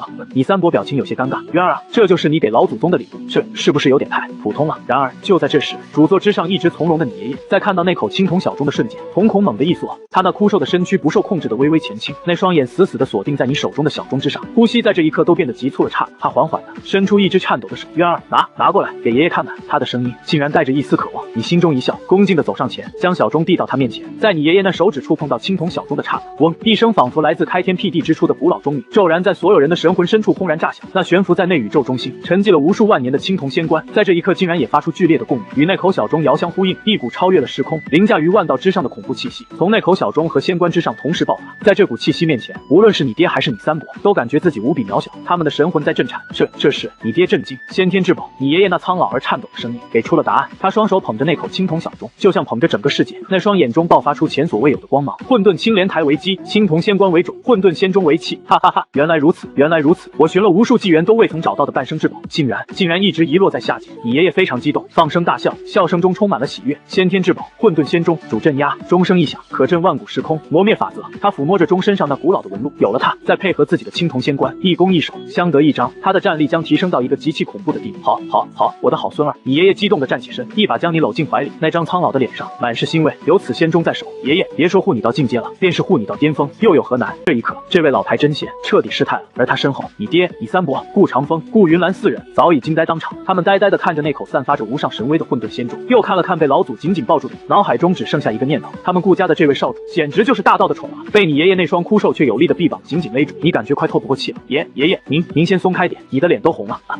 你爷爷这才如梦初醒，连忙松开手，看着你那张发红的脸，有些不好意思，抱歉。爷爷太激动了，他感慨万千，将混沌仙钟托在掌心，钟体表面的铜锈正在缓缓褪去。此钟与我本源相连，乃是我的半生之宝，待我将其完全融合，我顾家便可真正高枕无忧。你爹和你三伯等人此刻也从巨大的震惊中回过神来。父亲，恭喜您寻回至宝！你爹率先上前，躬身贺喜，哈哈哈，同喜！你爷爷心情大好，这都是渊儿的功劳。他转头看着你，越看越满意。虽然爷爷说好了几次了，但这次爷爷还是想再说一次。渊儿，你想要什么重赏，尽管开口，只要是这世上有的，爷爷都给你弄来。这话说的霸气无比，你心里乐开了花，但嘴上还是很谦虚。爷爷，这都是我该做的，能为家族出一份力，是孙儿的荣幸。再说了，您刚才不是已经答应我，以后但有所求，无有不允了吗？这可是真仙的承诺。这话说的得体，又捧了你爷爷一手。果然，他听完笑得更开心了。你这小子就是讨喜。他点了点你，随即神情一肃，对众人说道：好了，今日之事到此为止，明天你即刻去闭关，那不灭仙体本源，越早融合越好，不成真仙不许出关。是，父亲。你爹郑重点头。长风、云岚，你爷爷又看向另外2人，你们2人刚入至尊，境界未稳，从今日起便留在境地，由我亲自指点，顺便也替渊儿护法。遵命。2人齐声应道，脸上满是喜色。那我呢？你三伯指了指自己。你爷爷想了下，大袖一挥，一道精妙的至尊本源飞出。这是长风、云岚2人突破后剩下的一部分，你且拿去炼化，应该够你突破到18境巅峰了。谢谢老祖。你三伯笑着应道。至于渊儿你爷爷最后看向你，眼神慈爱。你刚突破辟窍境，根基厚实，但这口混沌仙钟，我先替你温养着，待你踏入神道领域，再交于你。这段时间，你便安心在我的内宇宙中修行。是，爷爷。你乖巧点头，安排好一切。你爷爷便挥了挥手，示意众人可以散了。很快，这片星空下便只剩下你和你爷爷2人。行了，你也去吧。你爷爷笑着说道，去挑个地方，把你的不死行宫安顿下来，以后那里就是你的领地。多谢爷爷。你行了一礼，转身便朝着内宇宙深处飞去。你将不死行宫安放好后，独自一人走进行宫最核心的主殿。你靠在宝座上，心念一动，系统叮，诸天度假系统，小爱爱竭诚为您服务。检测到宿主已圆满完成上一次度假任务，正在进行任务结算，结算完毕，恭喜宿主获得完美评价。新的度假世界正在随机筛选中，筛选完毕，传送门已生成，可随时开启。世界类型：上苍之下。世界名称：九州3000道州。世界背景：此界乃仙谷纪元与异域大战后被打残分裂的一块主大陆，大道残缺，法则不全，然强者难觅。一处尘封无尽岁月的仙谷遗地即将开启，其中疑似有世界树的踪迹以及进阶之秘。各大道统闻风而动，一场席卷3000道州的风暴正在拉开序幕，是个十分适合旅行度假之地。主线任务1：在仙谷遗地中获得世界树幼苗，奖励真仙经文。主线任务2：平定此次仙谷遗地开启引发的纷争，奖励真仙道果。终极任务：让故自知名，响彻九州上界。任务奖励完整仙王经1部，失败惩罚无私。饶是身为顾家少主的你，在看到这3个奖励的时候，心脏还是猛跳几下。真仙经文、真仙道果、完整仙王经，这3样东西，任何一件拿出去，都足以让整个仙域彻底疯狂。这系统是真下血本吧？你咂咂嘴，眼神变得火热起来。看来这个叫3000道州的地方，资源不是一般的足。不过也可以看得出来，这个世界的位格毫无疑问要比玄天大陆高出不少。9州、3000州，你仔细看着系统给出的世界信息，仙谷纪元大战后被打残的一块主大陆，大道残缺，法则不全，听起来比上次那个玄天大陆还要特殊。仙谷遗地进阶之秘，你的嘴角微微勾起，去，必须去，不但要去，还要像上次一样风风光光的去，安安全全的回。自己一个人跑去那么个陌生的地方，跟一群不知道底细的天骄抢东西，开什么玩笑？你是去度假的，不是去冒险的。有全家最顶级的力量不用，非要自己一个人去玩单机，那是傻子。这么大的事，光靠几个至尊不够用啊，怕是有点悬。你开始盘算起来，上次玄天大陆最强的也不过是走了歪路的18级，三国一个人就足以平定，但这次这个3000道州，听起来水就深多了。虽然介绍里说强者难觅，但那只是难觅，不代表没有，必须摇人，而且要摇就摇最稳的。你爹闭关，指望不上了。你三国也被抓去修行了，那能找的就只剩下你的眼睛猛地一亮，你想到一个人，一个全家最悠闲也最强最宠你的人。嘿嘿，我爷！你猛地从宝座上站起来，脸上露出一个灿烂的笑容。上次发现新世界，你只敢去找老爹，这次不一样了，你已经是名正言顺的唯一少主，在家族里的话语权今非昔比。且你刚刚才献上混沌仙钟，让你爷爷非常开心，还许下但有所求无有不允的承诺。这承诺不用白不用啊！青铜仙冠旁，你爷爷正盘膝而坐，双手捧着那口混沌仙钟，哈哈哈！快了，快了！他抚摸着钟身上的纹路，嘴里念叨着：待老夫将你完全融合，这天上地下谁还敢与我顾家为敌？就在这时，一道流光从远处飞来，落在他不远处，正是你。渊儿，你怎么又回来了？你爷爷看到你，脸上的笑容愈发慈爱。孙儿拜见爷爷。你走上前恭敬行礼。行了行了，一家人别搞这些虚礼。你爷爷摆了摆手，拉着你在自己身边坐下，关切地问道：是不是修行上遇到什么问题了？那倒没有。你摇了摇头，然后搓了搓手，压低声音说道：爷爷，孙儿好像又有新发现了。你爷爷眉毛一挑，来了兴趣。上次你说有新发现，就给家族带来一个完整的世界，还让他寻回了混沌仙钟。这次说来听听，又有什么新发现？你深吸一口气，用一种带着几分惊喜的语气说道：爷爷，就在刚才，孙儿在行宫里入定，神魂与这方内宇宙交感，竟然又在冥冥之中感应到一个极其遥远的世界坐标，又感应到一个新世界。你爷爷的眼神瞬间就变了，一次可以说是运气好，但这么快又来第二次，你这小子真是个福将啊！你爷爷忍不住感慨一句，他现在真觉得你气运无双。快跟爷爷说说，这次这个世界又是什么情况？根据孙儿的感应，那个世界好像有点特殊。你故意卖了个关子，那方世界似乎是在一场极其古老的大战中被打残了，大道不全，法则残缺。听到这话，你爷爷眉头微微一皱，残破的世界价值可就大打折扣了。但是你话锋一转，语气变得凝重起来，那个世界虽然残破，但底蕴似乎极其深厚。孙儿在感应中听到了仙谷、世界树、进阶之秘这些词。轰！仙谷、世界树、进阶之秘这3个词让你爷爷瞬间变了神色，他猛地从青铜仙冠上站起来，一把抓住你的肩膀，那双眼中爆发出璀璨光芒。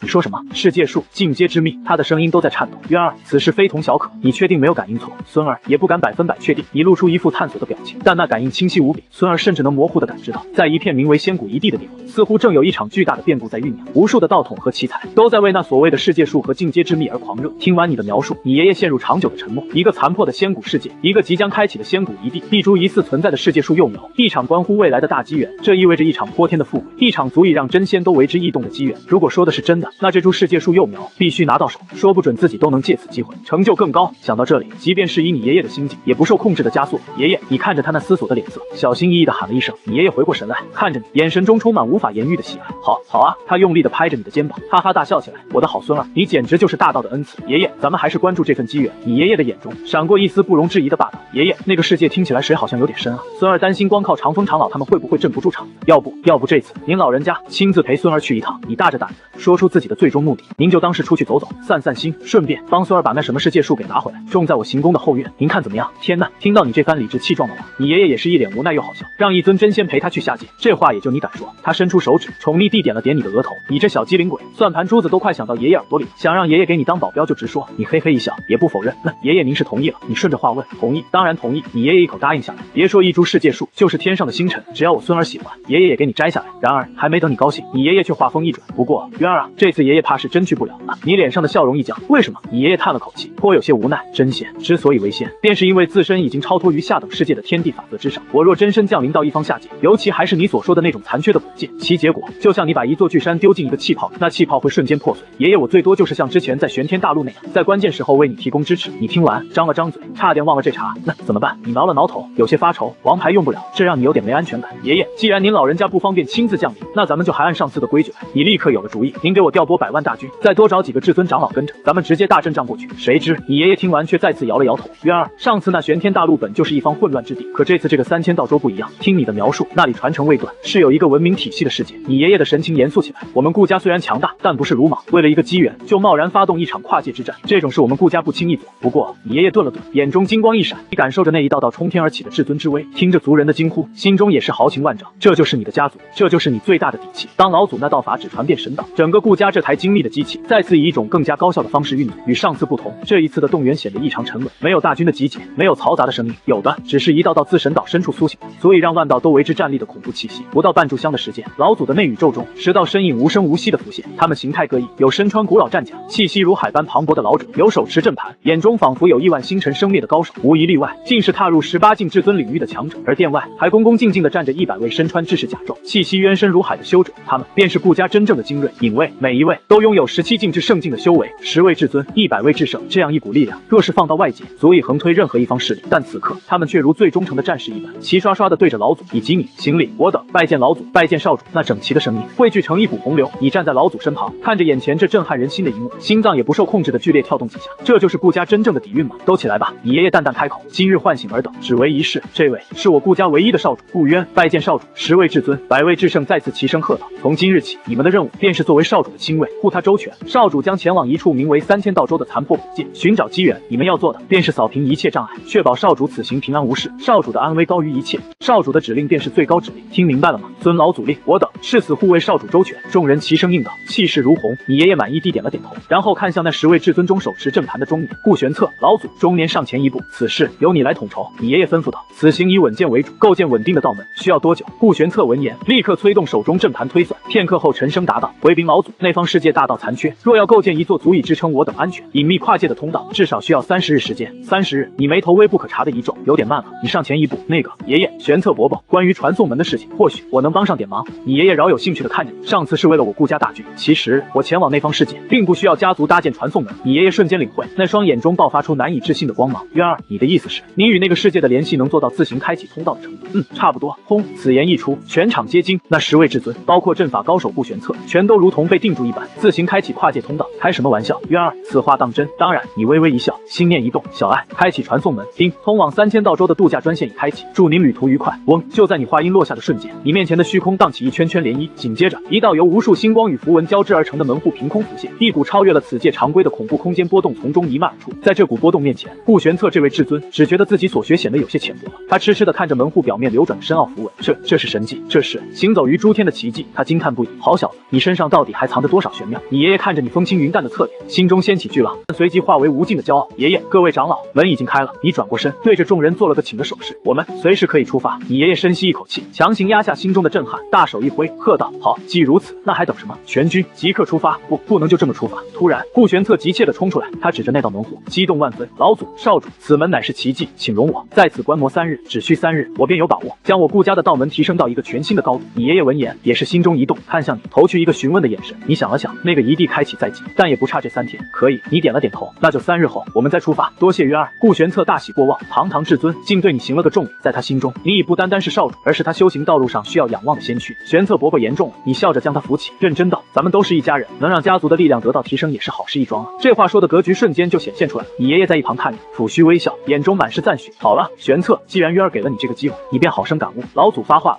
，3日之后我们准时出发。是，老祖。玄策定不负少主厚望。顾玄策再次对你行礼，然后便迫不及待地盘坐在那座神异的门门户之前，整个人都进入到一种入定的状态。行了，都散了吧。你爷爷对着其他9位至尊和那100位暗卫挥了挥手，3日后在此地集结。遵命。众人齐声应道，然后便各自隐去。一时间，这片浩瀚的星空只剩下你和你爷爷2人。渊儿，你这随手开门的神通，是你那长生仙体觉醒的能力？你爷爷好奇地问道。一半一半吧，也有可能是长生仙体与3000微型世界产生的反应。你随口找了个理由。你爷爷拍了拍你的肩膀，语重心长地说道：“此事乃是你最大的秘密，除了爷爷，切不可再对任何人提起。”孙儿明白。你郑重点头。去吧，这3日你也好好准备一下。你行了一礼，转身离去。看着你离去的背影，你爷爷的目光再次落向那座门户，眼神变得无比深邃。渊儿的未来或许比我预想的还要更加宏伟啊！3日时间弹指即过，你悠闲地坐在自己的不死行宫里，喝着小酒，看着道士们弹奏。说实话，看了18年，有些看腻了。3日后清晨，当第一缕光芒照亮内宇宙，盘坐在门户前的顾玄策缓缓睁开了双眼，他的脸上带着一丝疲惫，但更多的是前所未有的兴奋。轰！一股更为玄妙的阵法气息从他身上冲天而起。成了，我明白了，哈哈哈！顾玄策仰天大笑。仅3日感悟，他感觉自己的阵道领悟大增。他有信心，只要给他足够的时间，他甚至能布置出更强的阵法。玄策，恭喜道友，修为大进。其他9位至尊的身影也陆续出现，看着气息大变的顾玄策，眼中都流露出惊讶。哈哈哈！同喜同喜！顾玄策收敛气息，快步走到刚刚出现的你面前，再次行礼。玄策，拜谢少主。玄策伯伯言重了。你笑着将他扶起。你爷爷满意地点了点头。时辰已到，准备出发吧。是。顾玄策应了一声，对着门户轻轻一点。嗡！那座门户骤然变得清晰，一股稳定而磅礴的空间之力散发而出，将内部狂暴的气流彻底抚平，化作一条平坦的星光大道。老祖，少主，通道已稳固，随时可以出发。好。你爷爷转头看向你，最后叮嘱道：“渊儿，记住，你的安全是第一位的，凡事不可逞强。”孙儿明白。去吧。你对着老祖行了一个大礼，然后实力深厚的顾灵江带头，第一个进入，直到对面传来安全的消息后，你才没有犹豫，转身迈步踏入那条通往3000道州的星光大道。在你身后，顾长风、顾云兰2位护道人寸步不离，在之后是以顾玄策等7大至尊，以及那100位气息渊深如海的暗卫，他们如同最忠诚的影子，悄无声息地跟随你的步伐，跨入那扇门户。随着最后1名卫士的身影消失，那座神异的门户也缓缓消散。你爷爷静静地站立在星空下，目送你们离去，许久才发出一声叹息，希望这群家伙别让渊儿失望了。他转过身，重新坐回青铜仙冠之上，那口古朴的混沌仙钟再次浮现在他的掌心。在渊儿回来之前，老夫也得抓紧时间把他给彻底融合了。届时若真有不开眼的家伙敢动我孙儿一根毫毛，你爷爷的眼中闪过一丝冰冷。本座不介意，让他们感受一下什么叫混沌中响，万道成灰。穿过那条星光与符文构筑的通道，你只觉得眼前光怪陆离，不到一息，脚踏实地的感觉传来，一股荒凉的气息扑面而来。你睁开眼，打量着四周，天空是灰蒙蒙的，一道道触目惊心的巨大裂缝横亘天穹，大地是暗红色的，破碎干涸，寸草不生，空气中弥漫着浓郁的煞气，以及一种法则崩坏后的腐朽味道。这里就是3000道州。你身后，顾长风、顾云兰等人的身影陆续浮现，好浓的煞气，看来此地曾经发生过极其惨烈的变故。大长老顾灵江一眼便看穿此地的本质，大道残缺，法则紊乱，果然如少主所说，是一方残破古界。顾玄策闭上眼，感应着天地法则，脸上露出一丝嫌弃。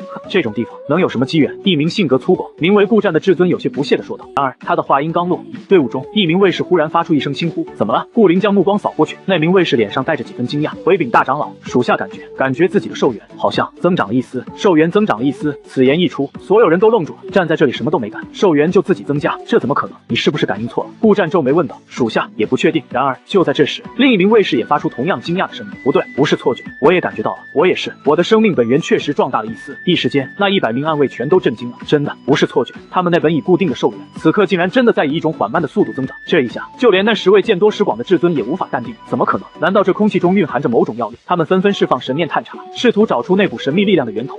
这是什么东西？顾灵江作为此地最强的至尊，迅速发现端倪。他伸出一只手，掌心之中一缕缕肉眼看不见却真实存在的气流正在缓缓汇聚。那气流呈现出淡淡的金色，散发着一股古老、沧桑却又充满生命活力的气息。不朽，这是不朽的气息。顾灵江的身体猛地一震，那双眼中爆发出前所未有的金光。我明白了，这是不朽物质。传说中，仙古纪元，天地间充斥着一种名为不朽物质的东西，天生生灵沐浴其中，可得长生。原我太古仙域也有，只是后来随着时间被逐渐磨灭，而今也就只有真仙级存在体内才能产生一丝不朽物质。原来传说竟然是真的。不朽物质这4个字，让在场包括至尊在内的所有人全都震惊当场。他们呆呆地看着顾灵江手中的那缕气流，呼吸在这一刻都变得无比急促。不朽物质，那只存在于最古老典籍中的传说之物，据说那是构成更高层次生命的基础。他们做梦也没想到，有朝一日竟然能亲眼见到，而且是遍地都是。发了，这次真的不虚此行。顾战至尊此刻也激动得浑身颤抖，他感觉自己的肉身正在发生一种奇妙的反应，在这种地方修行，简直如虎添翼。何止？顾玄策更是激动，若能将此地的法则与这不朽物质一同领悟，我顾家的底蕴将更加厚实。一时间，所有顾家的强者都陷入到一种巨大的惊喜与震撼之中。这分明是一座价值无法估量的无上宝库。然而，就在所有人都为之振奋的时候，作为这支队伍绝对核心的你，却只是静静地站着，脸上没有丝毫波澜，因为你的感受与其他人截然不同。当那股所谓的不朽物质涌入你体内的瞬间，你那沉寂的长生仙体仿佛遇到了源泉，嗡，一股前所未有的渴望从你血脉的最深处轰然爆发，你体内的3000个窍穴世界在这一刻齐齐震动。那尊万道地身更是猛地睁开双眼，爆发出璀璨的神光。你清晰地感觉到自己的长生仙体正在以一种近乎贪婪的方式，疯狂地吸收着这片天地间的不朽物质。你的根基、你的本源、你的道，都在以一种匪夷所思的速度变得更加凝练、更加强大。更重要的是，你的寿元，你那本就悠久数倍的寿元，此刻正在以一种堪称恐怖的速度疯狂增长。你甚至产生一种感觉，仿佛只要你愿意，你可以一直这样存在下去。一种前所未有的感觉在你的心头缓缓升起。这种感觉，你的眼眸深处闪过一丝连你自己都未曾察觉的火热。如果我能在此地突破，我的寿命或许将不再有尽头，成为一尊真正长存的不朽者。